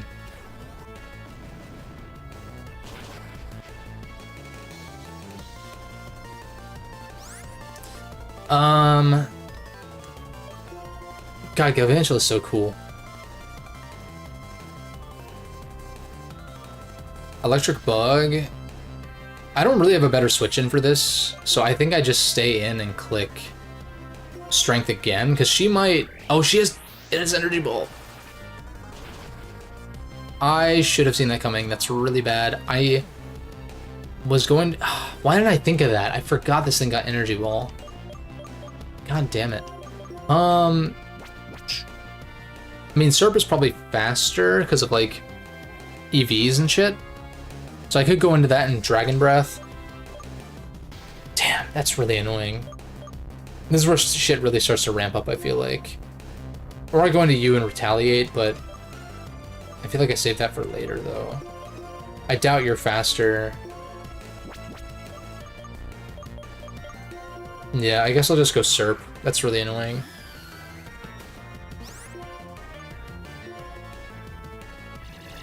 And it's faster than me. Okay. Well, I lose.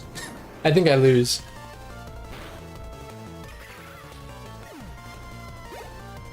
That's gotta be one of her faster mons, though. Goes into Emolga. You're gonna Acrobatics. Or I guess maybe it'll U-turn. I'm gonna go into this regardless. It resists both. Yep, there's the acro. Oh my god, this thing is so shit. I try to Rock Tomb. Okay, it goes for Wild Charge. Yeah, I'm fucked. I think I lose, man. Like, I don't know that I can beat this. Like, actually. Having lost Seismitoad to Energy Ball. I should have thought of that.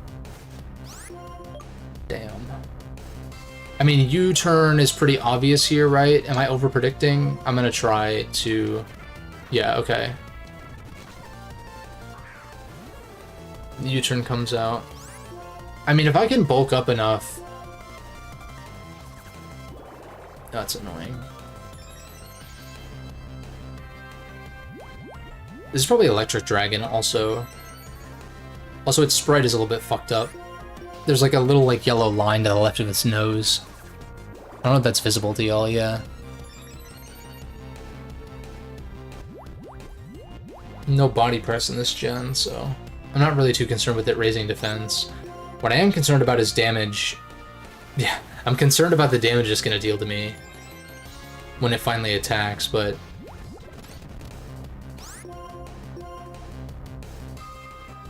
Okay, thankfully charge does not stack. Like, yeah, the Spit F stuff does, but... What do you, like, stored power? This gym is insane, dude. What the fuck? What's your other move? Like, Signal Beam, probably, right? Oh, we're faster. Focus Blast. Holy shite. And we crit through the Cotton Guards. She's gonna go Emolga and U-turn again, though. That's the shitty thing. Oh no, wait. Raichu comes out. I'm gonna try to just dig. We don't dodge the Focus Blast, because why would we? Holy crap, dude. She's clapping me right now. Yeah, Ampharos is one of my favorite mons as well. One of my favorite electrics. Shit. Alright, my team is like woefully terrible. Focus Blast comes out again. We retaliate. Doesn't even kill.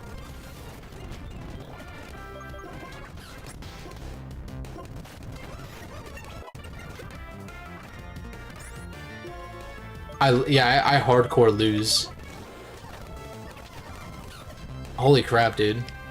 Is that the first blackout of the game? Or, well, no, against the first fight against N. That's the other one. So I'm thinking she's got like a squad of 36s. So maybe I get my squad to at least 37 so I can have an Archeops. That would be nice. And honestly, I don't think that... I feel like Conk is just going to be probably better than Eviolite Girder in most cases. Because, yeah, because the coverage is getting insane. So I think I get everyone to 37, and maybe by virtue of that, I run you instead of Stoutland, because Stoutland is still kind of shitty. Especially with that nature, man. I mean, Bisharp could be an option, I guess. It resists acrobatics, but like it's not going to take electric type moves well. Or you.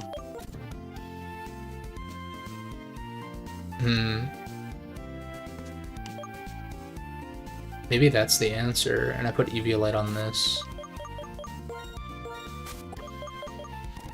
Let's try that.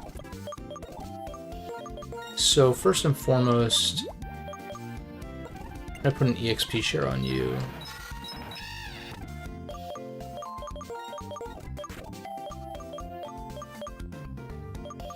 And maybe let's just try to find an Audino then.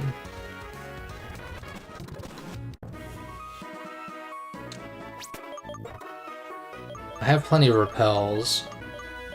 Let's try to find an Audino because that will.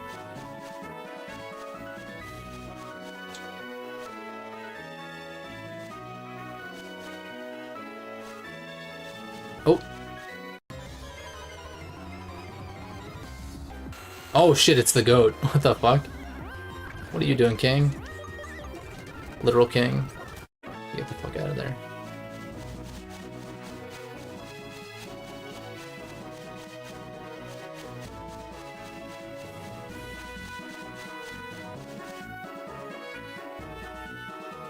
I think you have to move around for it to spawn. Maybe you can just wait. Can you just stand still and wait? I feel like maybe.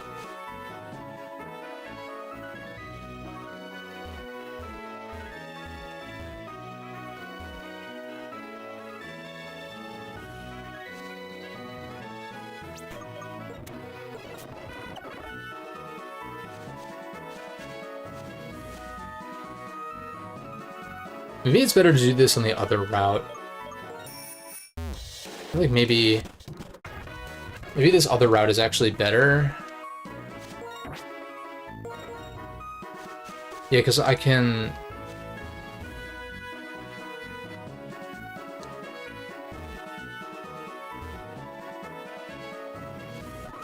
Oh. What we got?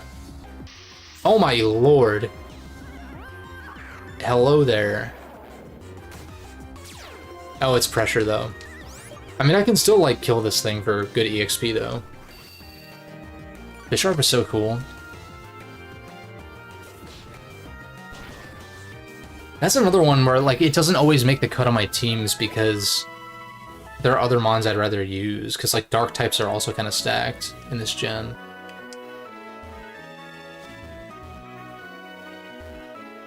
Dark, Ghost, and Ground types are all really good in this gen. And those are 3 of my favorite types ever, so it's like, it's a no-brainer.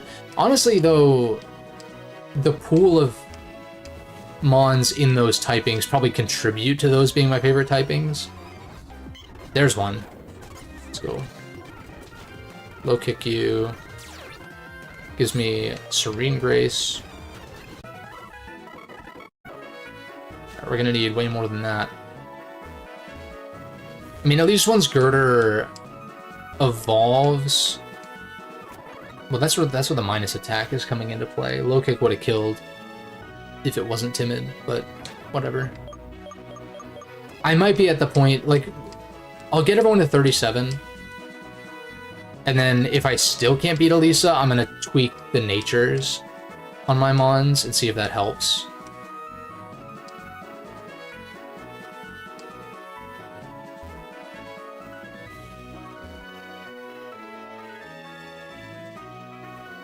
Any day now.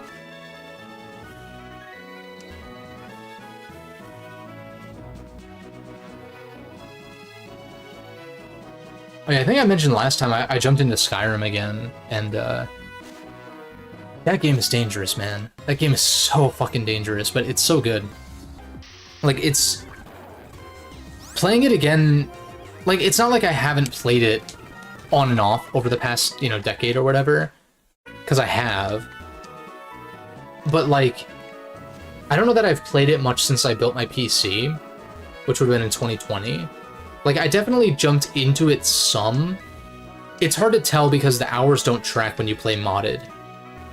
Because I use Vortex for modding, or for my mods, just because it's a little bit simpler, and, what's it? It doesn't track. Well, actually, I tweaked something to see if it would track in Steam, but like my hours on Special Edition, on Skyrim Special Edition, are not accurate. Now, Legendary Edition, which was before the Special Edition upgrade that just had all the DLC and stuff, that is my most played game of all time. And then plus you factor in the hours I put on Xbox One, both without mods and with.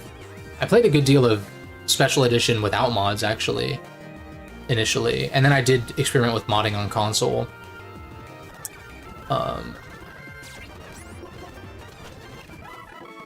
And then I guess now I'm playing it on PC again for the first time in a little while. And it's so good, and I'm not even like doing any crazy mod shit where it doesn't seem like the same game, but like, dude, there's some mods that I had never used that just like they change things up enough to where it's like, damn, this feels really good to play. Actually, I think it's called like, is it Precision or something like that? It like changes how the weapons swing and like the hit stop and all of that. And I've noticed like it'll get caught on geometry. So if you're in like a tight corridor and you're swinging with your sword, You have to be careful about the angle that you're swinging it at, which you don't have a ton of control over, but like you can kind of control that because it'll get caught on like walls and shit like that. So that's, I don't know. That might sound like a small thing, but it's pretty sick. What, Conk? Conk Elder? Yeah, this mon kind of goes hard.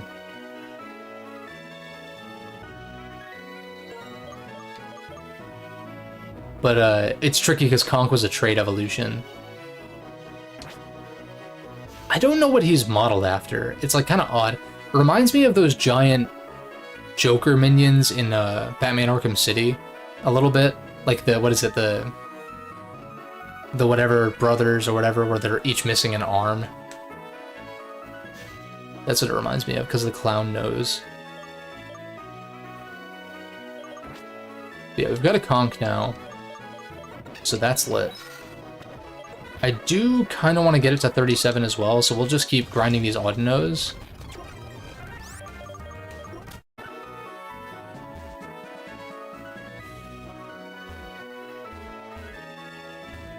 Yeah, Conk, I mean, it's based off construction workers. I'm just like, why like the clown nose though? Like that's kind of like the weird part of his design where I don't quite get the inspiration.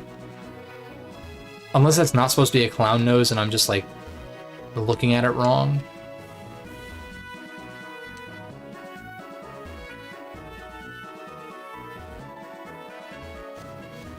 Oops.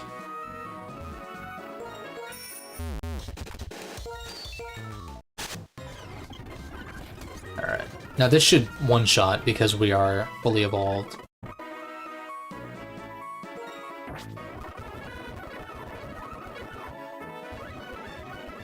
Nice. Okay. Yeah, just keep giving me the odd nose. Keep giving them to me. Yup. Lileep. I can't speak. Lileep got a level up.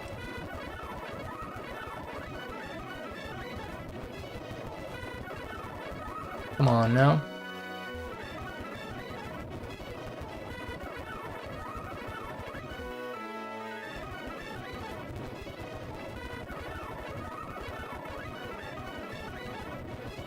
Bro, what is going on?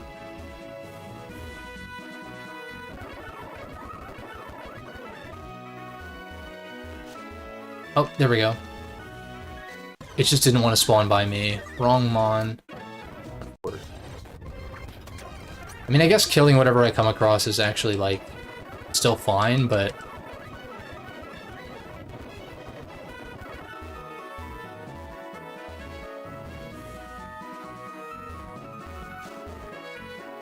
Come on.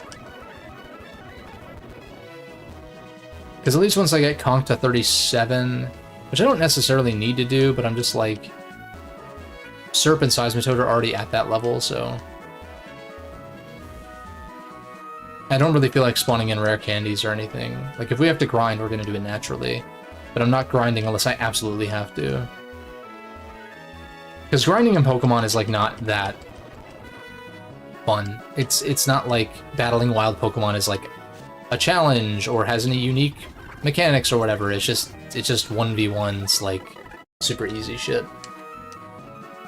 It's not like I think about...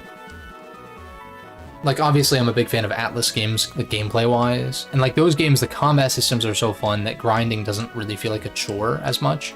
Especially Persona, I feel like. There's something about Persona's system that just makes grinding really satisfying. But I think that's because of how, like, knockdown works and all that.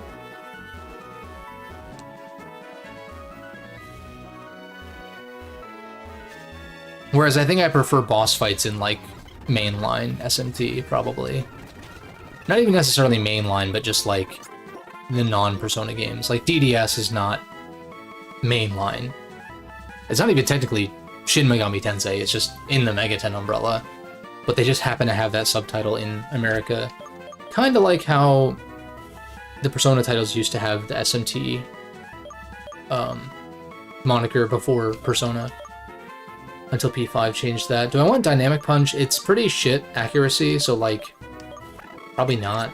If this was a Machamp, then yeah, because no guard, but... Alright, so that's 37. 110 attack is nuts.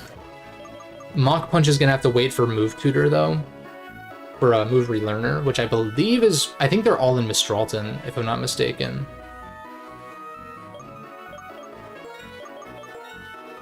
And now I lead you. I don't trust Arkin to... Well, 93 attack, though, actually. Never mind.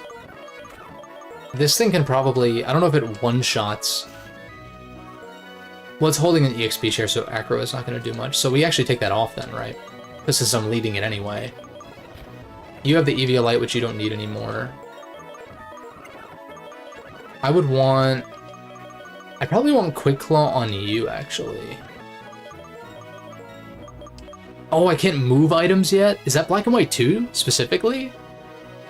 That added that command? Black and White 2 is so goated, dude. Goddamn. Quick Claw on you, on the Slowmon. And then... King's Rock, maybe? Soft Sand? Yeah, actually Soft Sand, though. For hitting the electric types even harder with Mudshot, because Mudshot's pretty bad. I could just give this thing Dig, though. That might actually be the play. Wait a second. What is Dig? TM28, right? Yeah, 28.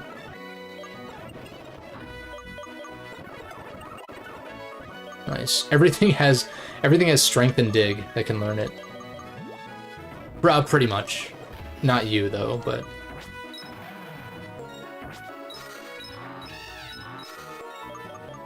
This thing's move pool is... Or not move pool, but move set is really bad. What can the Leap learn? You get Venoshock, right? No? Never mind.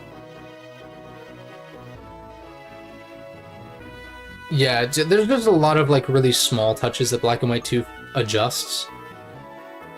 And I'm like, man, if we got, like, a remaster of Black and White 1 just with those adjustments from Black and White 2, that would be, like...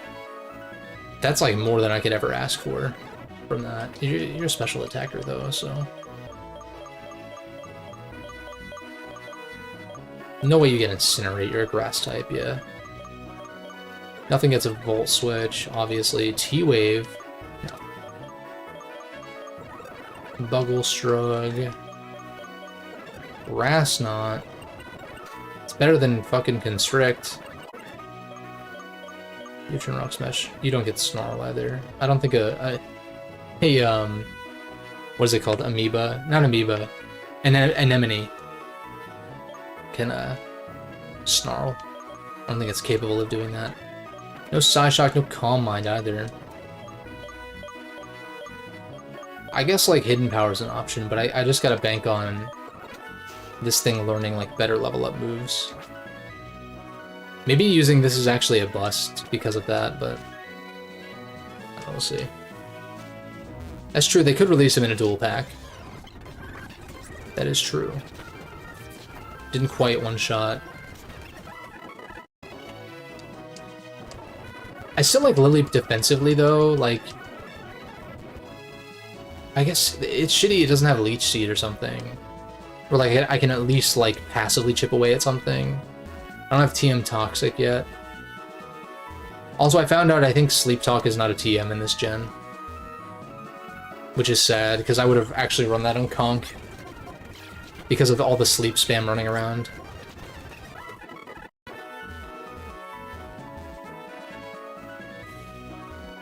But yeah. But, like, Skyrim is so good. And, like... Specifically modded, but even vanilla... Like, I haven't really done, like, a lot of the Anniversary Edition stuff. I don't even think I've... Did I buy the Anniversary Edition update? I don't think so.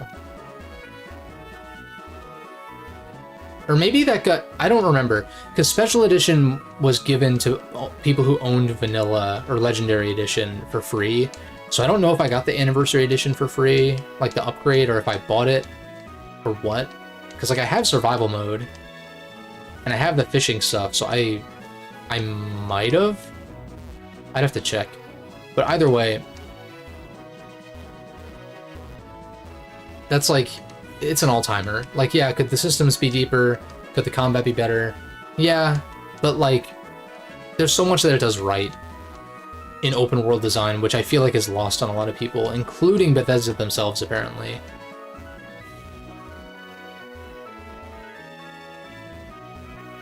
Because, like, yeah, Oblivion, and to a lesser extent Morrowind, and... well, maybe not to a lesser extent, but Oblivion was, like, kind of the breakout open world game, early 360 title, right? And, like, Assassin's Creed, of course, but, like, I feel like Skyrim was kind of that... there was, like, a threshold was passed. Where is it? A threshold was passed when Skyrim came out for open world development. That, like, either accelerated it or whatever. But, like, I feel like it kind of, I feel like the philosophy, design philosophy changed, where it was just, like, more map markers and more whatever. And, like, that's not really what Skyrim was all about. Like, points of interest were spaced pretty well in Skyrim, in my opinion. I do think installing a mod that adds, like, extra patrols and bandit encounters and stuff is nice, but... you've got, like, the dragons that'll swoop down on you and shit, and, like, there's plenty of stuff in vanilla, even, that can happen on the road. But that's something that I feel like is lost when it comes to, like, Breath of the Wild, for instance. And also, it's, like, Skyrim is, like, an actual RPG, whereas the open-world Zeldas aren't. Which I'm not saying I want Zelda to have a leveling system, but, like, it means that you have this sense of progression in Skyrim that you just don't find everywhere else. And, like, yeah, could the perks be more unique? And stuff like that, and, you know, like, the balancing, and, like, a lot of things that people have criticized Skyrim for, it's like, yeah, most of that's true. But I do feel like the strengths outweigh the weaknesses. For the most part. And then you mod it on top of that, and it's like, well, shit.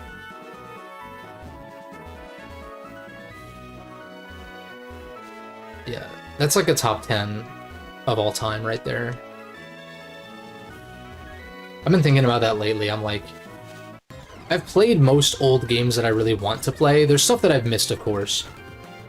But I'm thinking, like, most top 10 contenders I've probably already played. With, like, pretty few exceptions, except for maybe stuff that's come out the past couple of years. But, like, older stuff. And so I'm like, if I were to assemble a top 10 games of all time list, like, what would that look like? I mean, kind of, like, hypothesizing that a bit. So I'm like, yeah, what are like my top 10? Because, like, if I were to do top 20 or 25, that'd be a little easier. The top 10 means I have to exclude a lot that I really do like. Lopunny. Are you a fighting type in this? Well, you died anyway, so I will eliminate you. We're getting there on the leveling, though. Like, as soon as this thing is 37 and evolves, I can swap to Croc as my lead. And I go from there. And Croc's not getting evolved, though. That's the shitty thing. But I don't know that I want to run Eviolite on it, because it's not super bulky to begin with. Oops.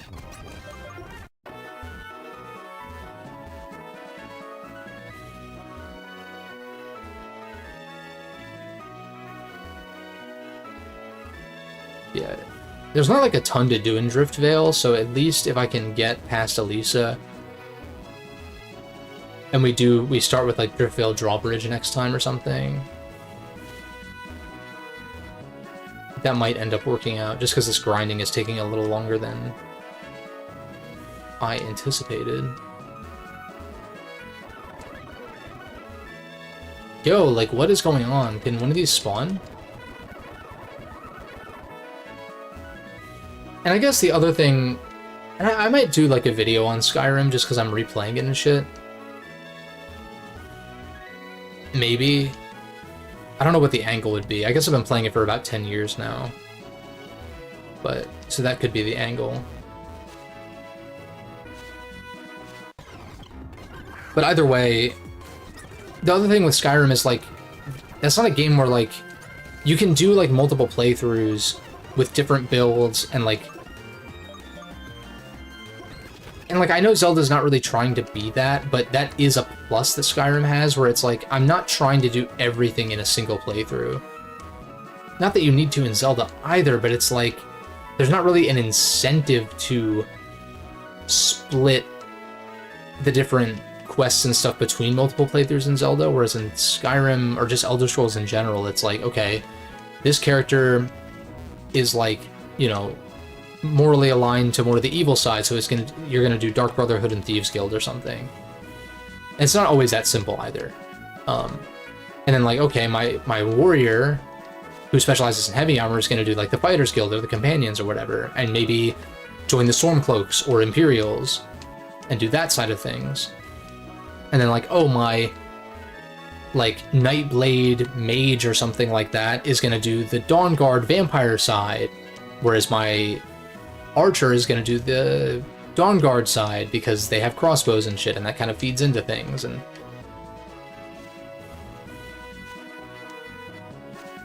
I don't know, again, it's not like I want Zelda to be like that, but it's like when it comes to open world design, I feel like that is definitely a factor. And I think it's not just Zelda either. Like, there's pretty much every open world game that doesn't have something where you can legitimately make different builds is going to suffer from that angle, where it's like there's just too much shit to do in a single playthrough and not enough incentive to like do multiple playthroughs in most cases. And so then you have to rely on narrative, but then it's like, oh, Battle Mage? Yeah, dude, Battle Mage... I like me a Battle Mage. Battle Mage you could do like College of Winterhold / Mages Guild, and then you could also do like Fighters Guild or something, because you have both like the melee combat and the magic side of things. That'd be kind of sick though.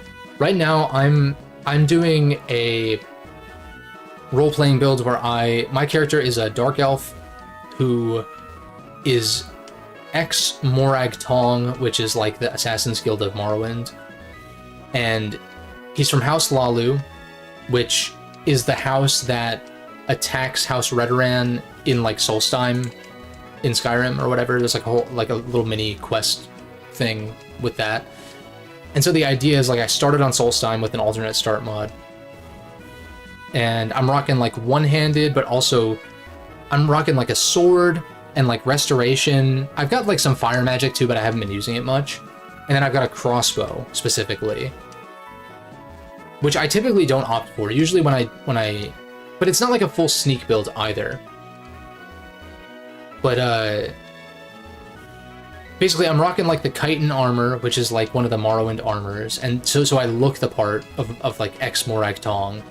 And I destroyed the Dark Brotherhood specifically, because the idea is like, the backstory I kind of came up with after the fact, but my character's family was killed because of his involvement with the Morag Tong, so he actually swore them off, but also resents the Dark Brotherhood, because I guess like the Dark Brotherhood, let's say the Dark Brotherhood killed his family because of his affiliation with the Morag Tong, because those two factions don't like each other.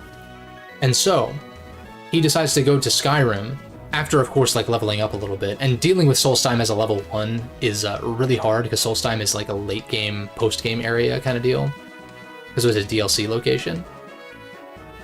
Dude, can I get like a spawn, please? But he travels to Skyrim specifically to seek out the Dark Brotherhood and wipe them out. So I did that, and then because he was struggling for cash, because some of the mods I have installed fuck with the economy to where like I'm playing survival mode, so no fast travel. And so I have to use the carriages, but they're more expensive. And also vendors don't give you as much money for stuff. And so like I was struggling to even get the 250 gold fare to go from Solstheim to Skyrim. So it was like, it was such a cool like experience, like dealing with Solstheim as a low level and all that.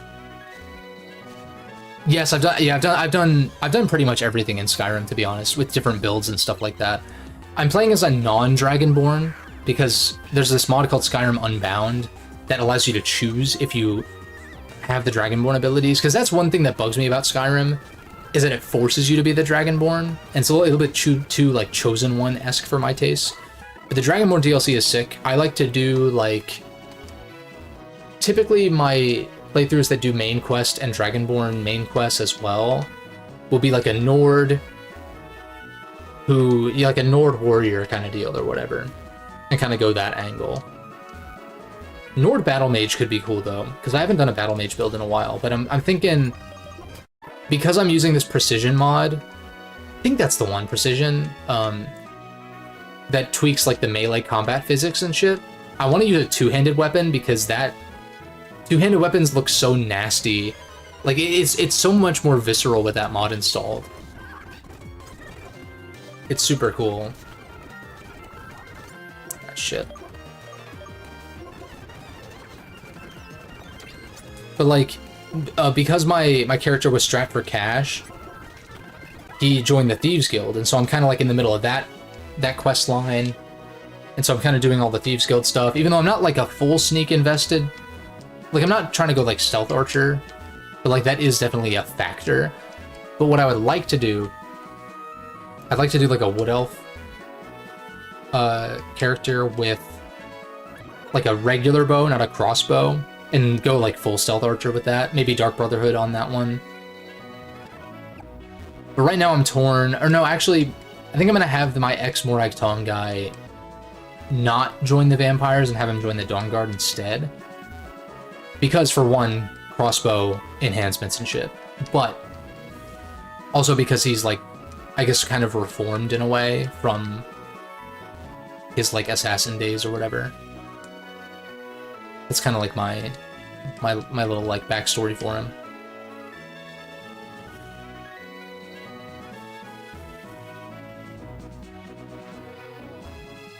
Yeah, but that shit's lit.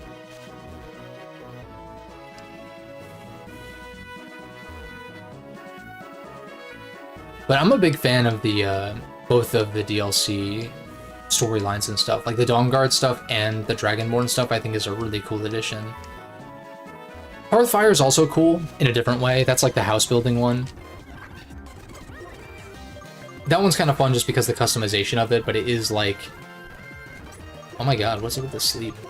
It can be kind of tedious because you just need so many materials to build the houses, but like the possibilities of that shit are like pretty cool. It's obviously not to the extent of like Fallout 4 or Starfield's customization with buildings, but it's kind of the predecessor to that. Alright, we're almost... Maybe Lilip can be just like switch in fodder or something. Maybe I won't sweat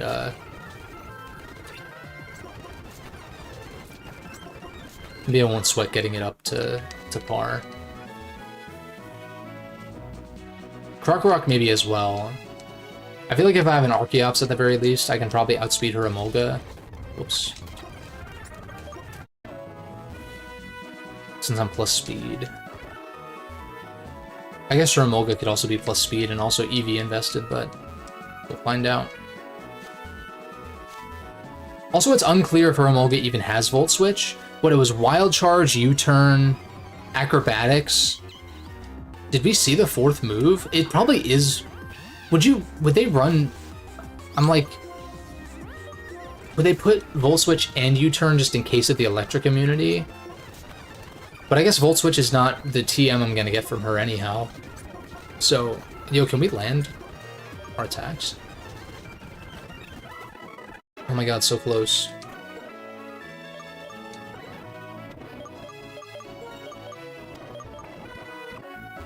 I mean, I can just fight a regular Mon in this case, and just go into you.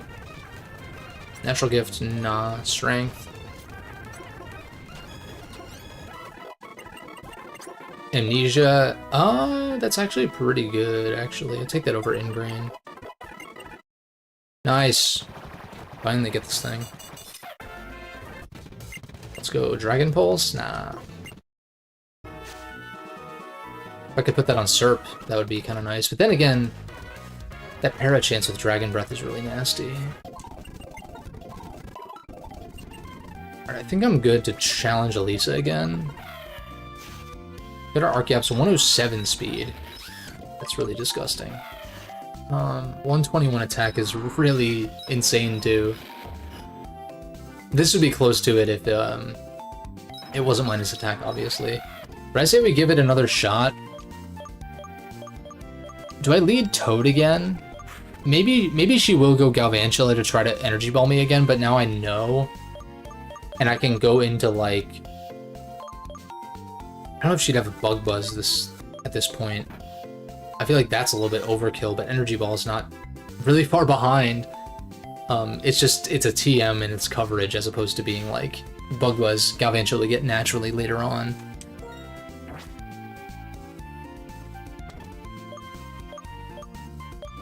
Yeah, I don't know, let's try it, and then worst case, I'll just change the natures on my guys, finally. It might be about time for that. Do I have enough lemonades? Yeah, that should be probably fine. Now we trudge all the way back.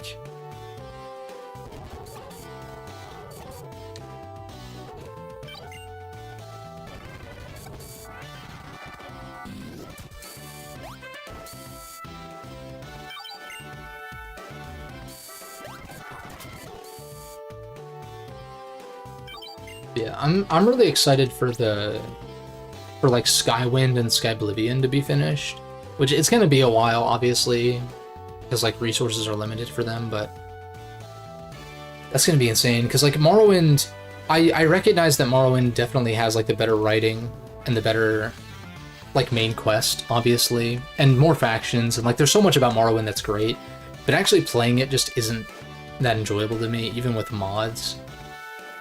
And so, like, Skywind, that's gonna be insane. And then Skyblivion, kind of same deal, where, like, Oblivion... I've got a soft spot for Oblivion because that was technically the first one I played. Even though I played Skyrim and Oblivion around the same time for the first time. But every time I jump into Oblivion, it's like, it's hard for me to not just console command everything. Like, I don't know, it's just like the leveling system is so... I'm just not really into it. And so it's hard for me to play Oblivion, like, just, like, straight up.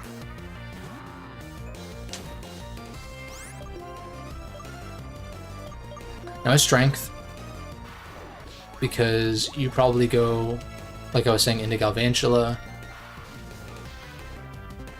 Yep, she goes into Galvantula. Fairly predictable. This does a lot. She's gonna go for Energy Ball here.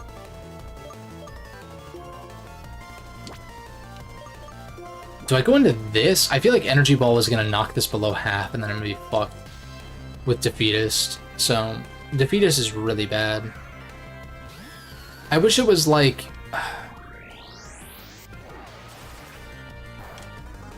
I'm like, you're gonna have Signal Beam or something, right? Now this is when I go into Archeops and outspeed, kill with U-turn, maybe? Use Signal Beam for sure. Yeah. Use Signal Beam, no confusion is good. I think I just Acro, yeah. Because I should outspeed whatever comes out. So I can U-turn on like, whatever does end up coming out here.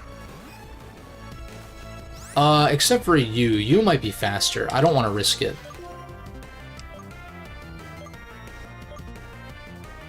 You don't have Grass move, though. You might have Ice move. I go into Seismitoad.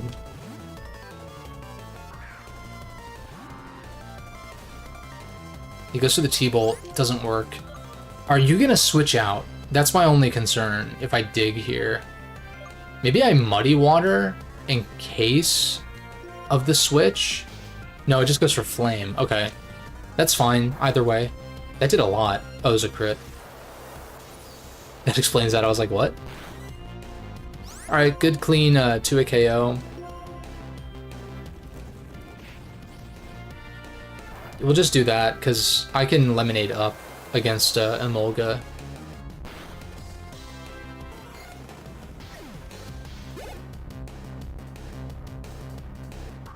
I can't wait to hear the Elite Four theme, though. That shit slaps super fucking hard. You might have Grass Knot. You might have Grass Knot. And so I go into Solidus on this.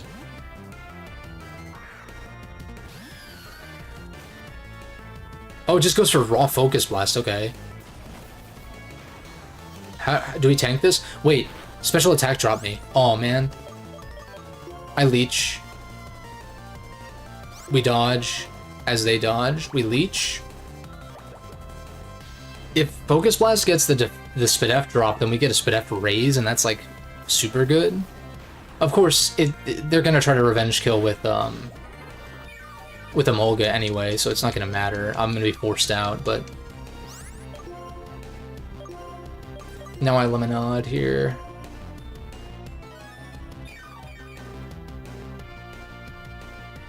I probably could beat this without using healing items, but... I'd want, like, Giga Drain or Lefties or some combination of them.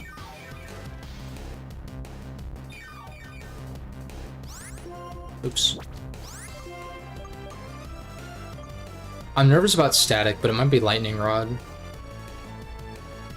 Nah, we'll just go for the Leaf Blade anyway. The Scope Lens could crit. No crit, but that does 2-hit KO, especially after Leech Seed.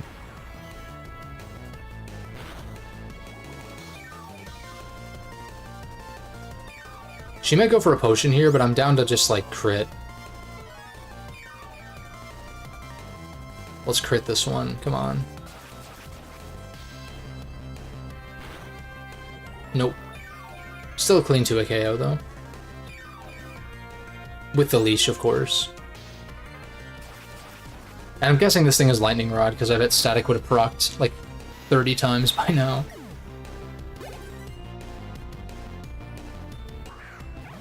I don't know why I brought Lily. That thing is gonna do, like, jack shit. You're gonna U-turn or Acro.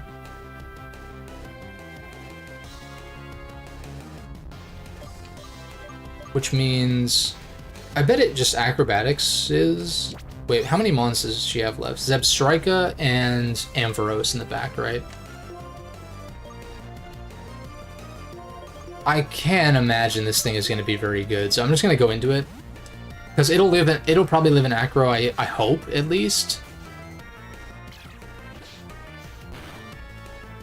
Okay, I guess, well, it crit, so we'll never know, but... Maybe not. And then I just go into this. I don't go into Archeops just yet. Because I don't think... Archeops is not going to one-shot this, that's the problem. I eliminate you as you U-turn out, I bet. Oh no, it just Acros again? I'm not gonna PP stall, but I'm just thinking, like... I could maybe live 2. Oh no, just U-turns, okay. I was like, if I get lucky, and or they get only a low roll on one of them, I could maybe live 2. That's kind of what it looked like. It was hard to tell.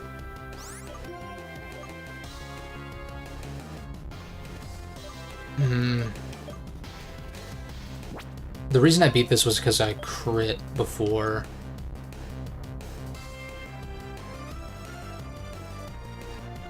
Did this thing crit my conch? I don't remember. If it crit and that's why it did so much. I'm just a little bit nervous about this thing setting up with Cotton Guards, but I guess I just go for Dig regardless to try to weaken it. Yeah, it goes for Cotton Guard. +3. One of the few +3 moves. Tail Glow, I guess, being another one. Oh, that did a lot. Oh, but we got Static because Gen 5? I never thought that Static was possible on ground types. What? Am I crazy? Is that still the case? And I'm just, like, not... No, that can't possibly still be the case. But it wasn't until Gen 6 that a lot of stuff like even Electrics not being able to be parried was implemented. Like, ground types can be parried by Glare, but not by... I don't know, actually, because the EQ is not Contact, and that's usually the ground type move that ground types go for against Electrics, right?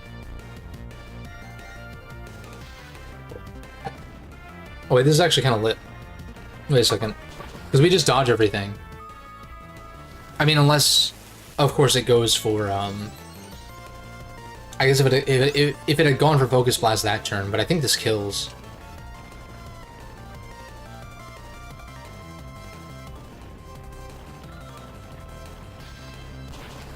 Yeah.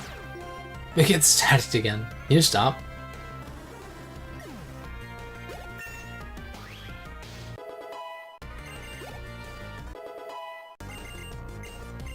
Scary face, I'm good on that. Back into the Emolga.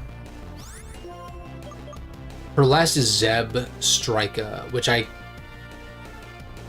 it's probably like, what, Flame Charge, maybe Wild Charge, Volt Switch, Double Kick or something? So I kind of want to save this. If I can. I'm gonna go hard Archeops, because there's no way they go for Electric move here. Goes for Acro. This is gonna knock me into Defeatist range, though. Barely, too. Which is really annoying. I think I just sack this and get the speed drop, right? Yeah, that would have done twice as much, right, if I didn't get dropped below half. It's so lame. I think Archeops could actually work, though, the more I think about it. Is Serp faster? 107... 97? I mean, it's... This thing's not going to be very good against Zebstrika because Flame Charge... Well, then again, Flame Charge is neutral, but I want to see if this thing is faster. And just Dragon Breath. We are faster, okay. Doesn't kill, but we para. Goes for the Roost. That is extremely... That is extremely bold of them. I Leech Seed now. To prevent you from roosting up more. Yeah.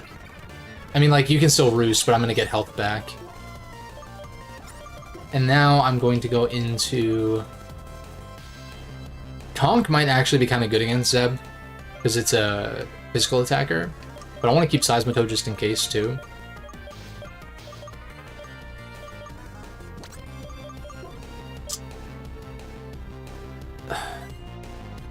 I think I just spam Dragon Breath. I'm just debating if I want to heal off this para on you. But then again, I can always just sack Krokorok after I finish this exchange. Nice little crit there. This easily kills me. And then I think I go into Croc. I Crunch to get the Moxie boost.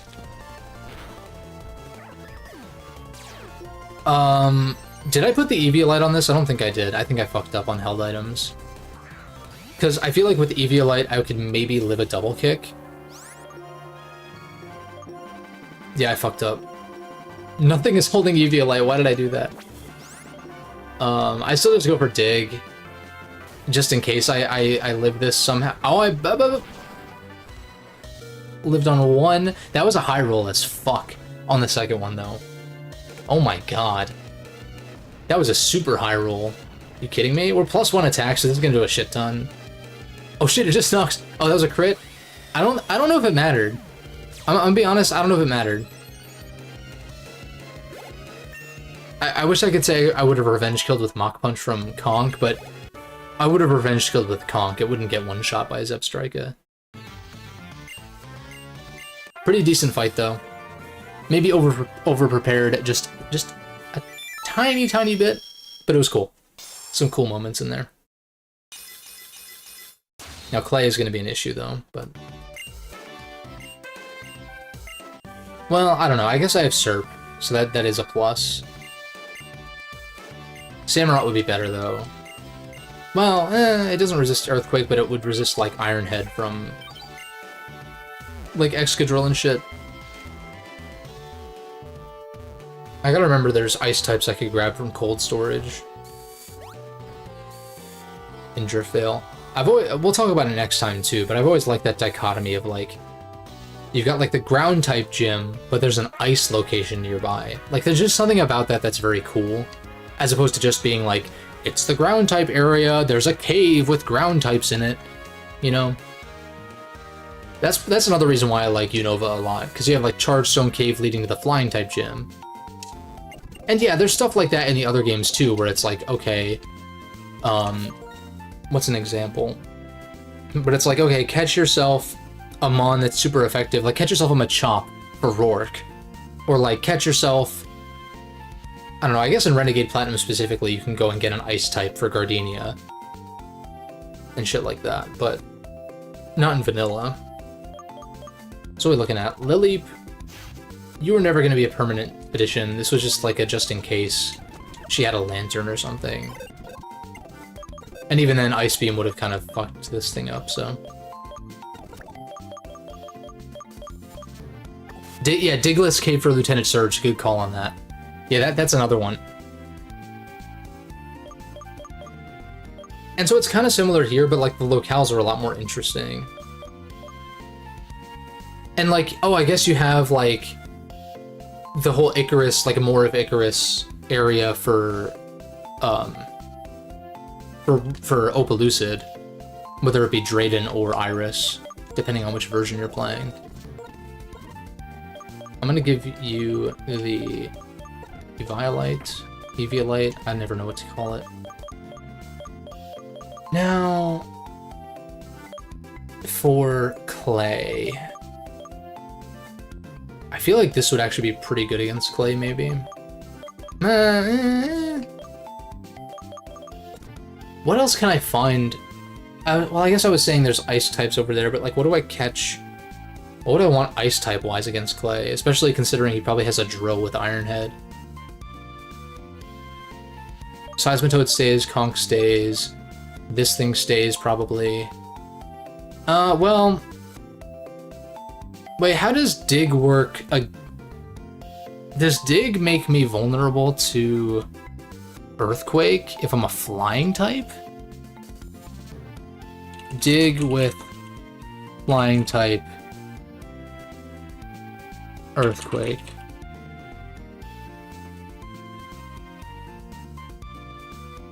The only ground type move that will hit, okay. If none of those things, a flying type or Pokemon with Levitate will not be damaged by Earthquake when using the move Dig or otherwise. Okay, sick. I don't know how the fuck that makes sense, but... Yeah, it honestly should be kind of like Smackdown or Gravity, or not Gravity, but like Roost, which removes your flying typing. Which, like, fun fact, like, if your opponent goes for Roost with their Zapdos or something and you have a ground type Mon and you can click EQ and it'll land. Assuming they go first, of course. But that's kind of cool because we can click Dig and not get hit by EQ still. And we could probably outspeed Drill barring Sand Rush. If it's Sand Rush, then we try to get this thing in and Rain Dance, I guess.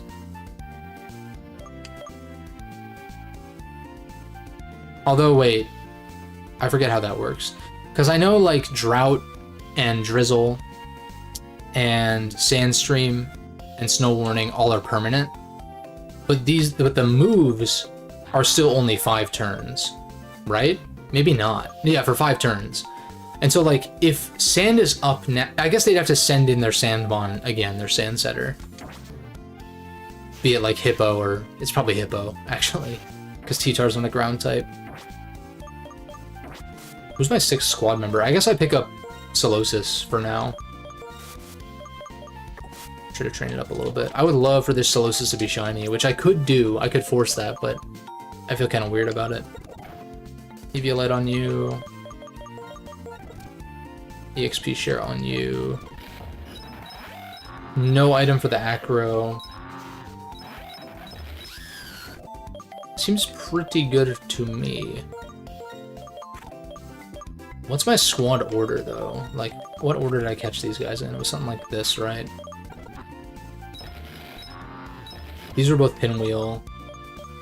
And then, yeah, you. Yeah, something like that. Can I buy full heals? That would be nice. Not yet. Okay, I guess after Clay, then. Moo Moo Milks are in Drift Veil, so I probably don't want to buy healing items still. How am I on Pokeballs? 40? Yeah, more than enough right now. I mean, I guess I can just buy the rest of the Super Repels for the, like, rest of the game or something, but... I haven't really been using them much anyhow, but we haven't really entered a lot of caves or dungeons, to be fair. Anything worth selling? Let's see here. Big Root. If I get Giga Drain on Serp, which I don't know if it learns naturally, that would be nice. I'm just reminded of Ganja from my Renegade playthrough, who put in so much work with that Big Root Giga Drain plus Leech Seed combo. Insane. Absolutely insane. What do I sell here? Macho Brace, fuck that shit. Miracle Seed. I've got better held items than Miracle Seed now. I mean, it's not really worth selling, so I'll wait, but I just doubt it. We're gonna sell most of these. If I'm gonna use a fire type, it'll be Shandy. I guess Dorm could have been an option. It's not gonna be great against Clay, though, so it's like... I think we go for Chandelier, which evolves with Duskstone, but... Other fire types, I feel like... Yeah, I guess we'll hold on to one. Thunderstone, same deal. I guess if I decide to go with Electros instead of Galvantula... Because the shitty thing with Galvantula is that it's neutral to flying. Upgrade Porygon 2 with Eviolite. This is the gen that Porygon 2 becomes, like, quite good, actually. Because of Eviolite. I'm probably not going to use it, though. Heart Scale. I feel like we're going to need these for Move Rate Learner, which is kind of annoying. In which case, I only have one. I'll probably use it for Mach Punch on Conk. Until I find another one. I'm not going to use this. This is all fine for now. Okay. Now do we fight Charles, or is that Black and White 2? Oh, we fight Charon. Wait a second. We fight Charon as soon as we exit. What kind of battle is this going to be, though? He's probably going to lead his Staraptor.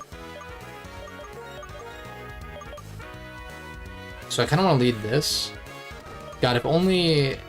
I guess Choice Band would be bad because Acro is going to do less. What kind of berries do I have?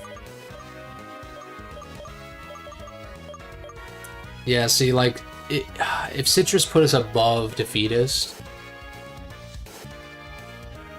then, like, that would actually be kind of good, but I don't have a Citrus.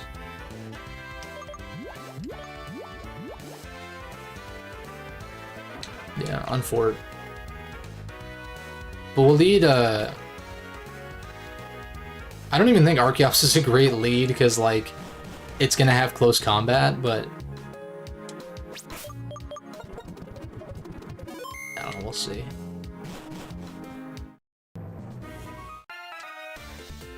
And I love that they remix Bianca and Charon's themes for Black and White 2 as well.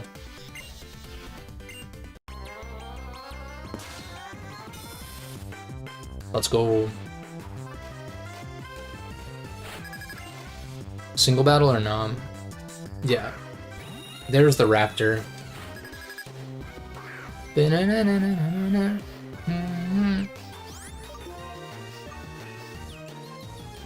I kind of want to just Rock Tomb this. Oh, I didn't check if it got Strength or not. Whirlwind. Okay, that's pretty good. That's pretty good for me. Better than getting close combated to the face. And just Strength. Or faster. That plus Speed nature is actually coming in clutch here, then. Like, Sonia actually has a decent nature, it's just kind of frail on the defensive side. Confuse Ray? Nah.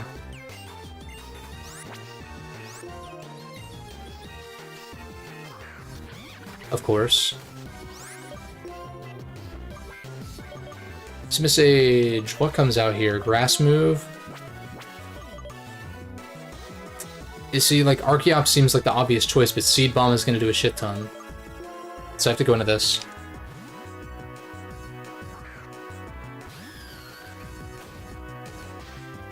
Oh shit, we get a defense raise. Nice. What do I think of Barry as a rival? I've never been huge on Barry, to be honest. Like, he's okay. We've had worse rivals, but I've never been like, hell yeah, Barry's like the greatest rival ever kind of thing. He's fine.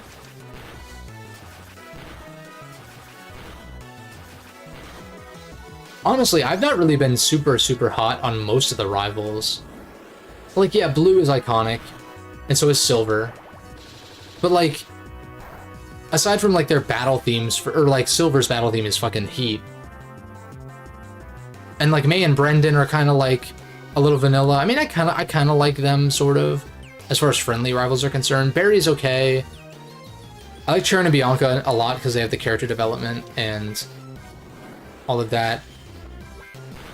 Hugh's battle theme is a banger, but I've always found like the, you know, you're about to feel my rage kind of shit to be a little bit cringy.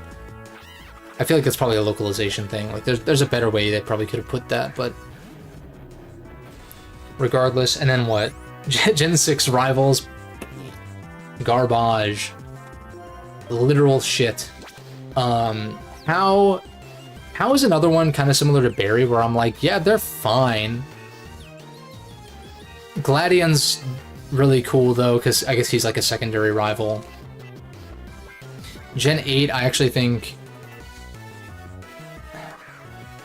I'm trying to go gem by gem, and I'm like, Gen 8, what is it, Hop? Hop is a decent arc, but I'm also not like, oh my god, like, Hop is the greatest character ever. But he has an arc. It's good. Like, he has a solid arc. I enjoyed it. Bede also has an arc. Marnie doesn't really have an arc. She's kind of boring.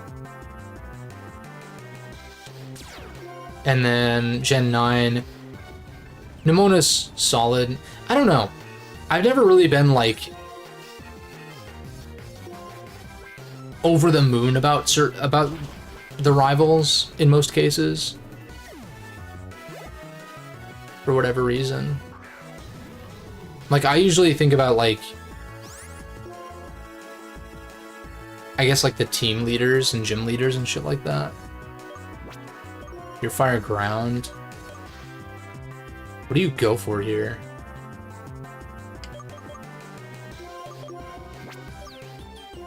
I think I just go into this and see what I can do. Although, this thing hits like a truck, so I bet... Oh, dude, that was nasty. Nasty unintended outplay. There's no way this does half. Oh my god! I underestimated Embor's attack stat, because that thing is... This is bad. Maybe Archeops is too frail. Dude, Defeatist is so shit. I hate it. Archeops could be so good. Like, dude, it doesn't even need to be, like... It doesn't need to have, like, adaptability or anything, but, like, give it something that's less shit than Defeatist. Or at least have Defeatist not proc until, like, 33%, like Torrent range. Right? It's like the opposite of Torrent, Blaze, and Overgrow, right?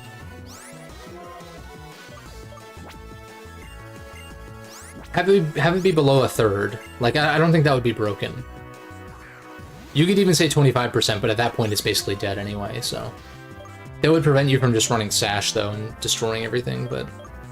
Whatever. You've got Energy Ball, I bet.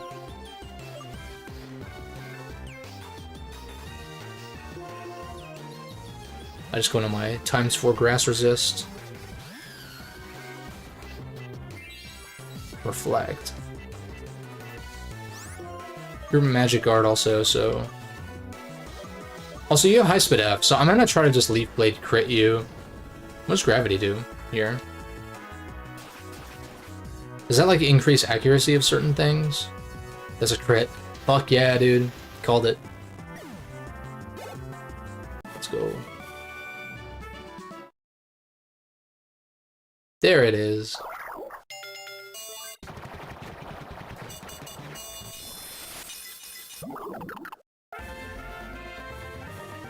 I love this line, dude. Reuniclus is so cool. What a cool concept for a psychic type.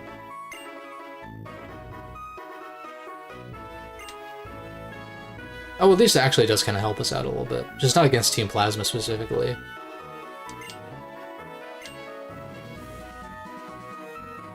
Oh yeah, it's Alder.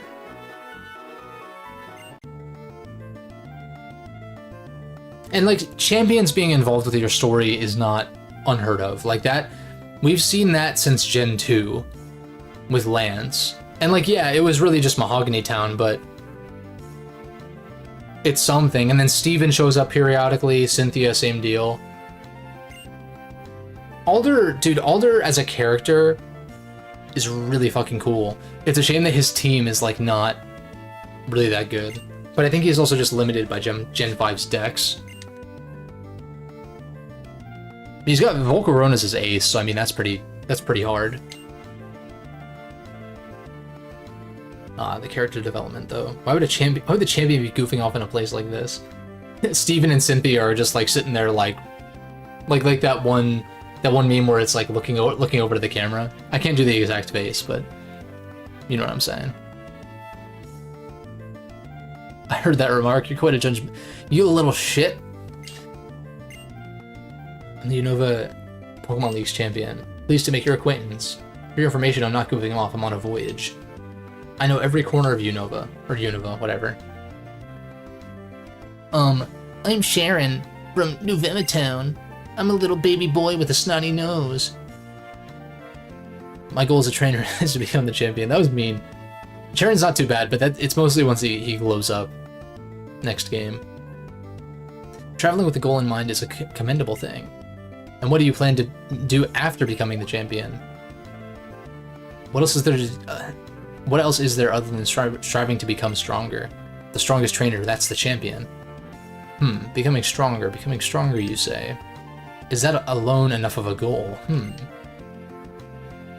It's not that I'm trying to say your way of thinking is wrong. Dude, Alder is so based. In my travels, I've helped many people learn to love Pokemon. I cannot read, apparently. I think that's important too. If you play with those children, you might gain more of an understanding. Oh yeah, I guess are these supposed to be the same preschoolers in the next game?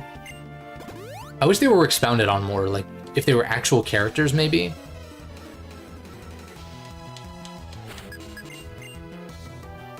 Sarah and Billy. Are they the same as Black and White 2? That is the question. I don't know. I never made that connection until just now.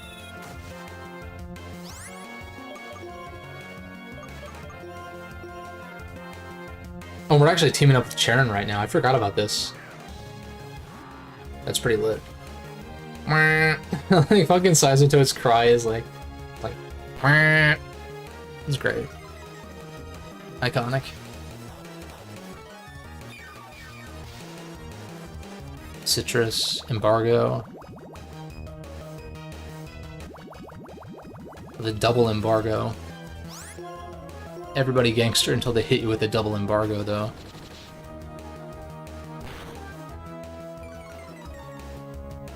Alright, Lunatone is gone. Muddy Water's probably not going to one-shot, but... Pain Split, no, pass on that again.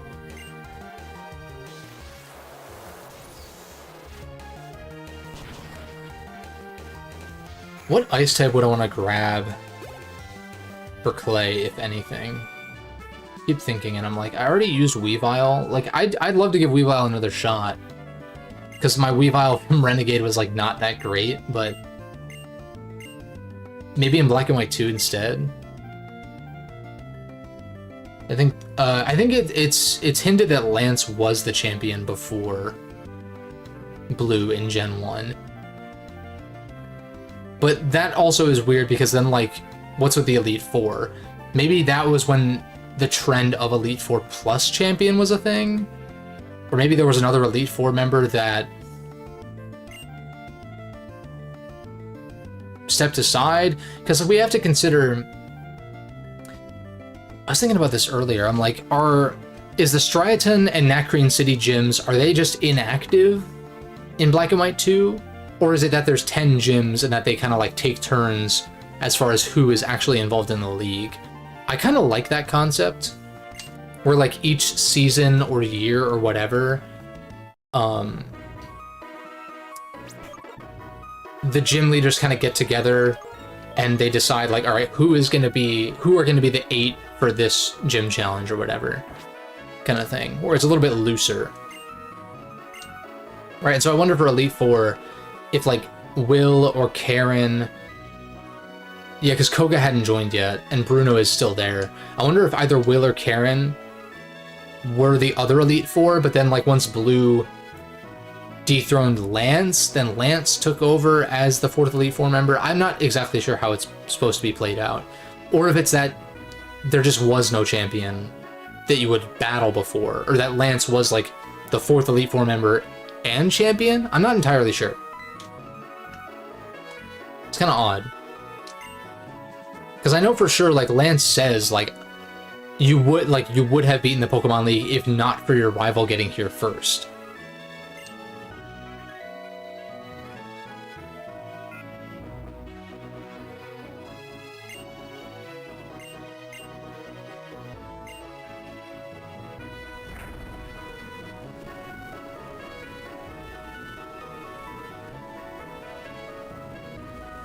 I need to look into that. I'm curious. Now I'm curious if there's any like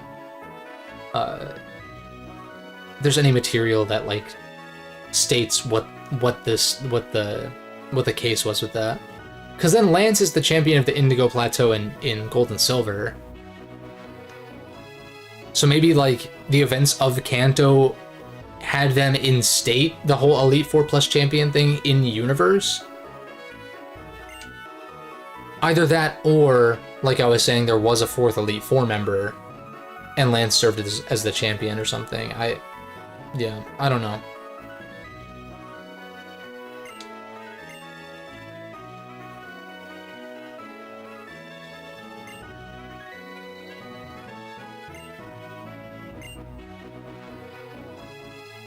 Charon is still convicted to just become champion and then sit on his ass or whatever.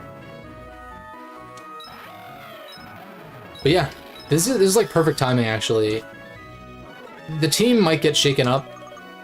In fact, aside from cold storage, there's that whole route up to Charge Stone. I wonder if they let me.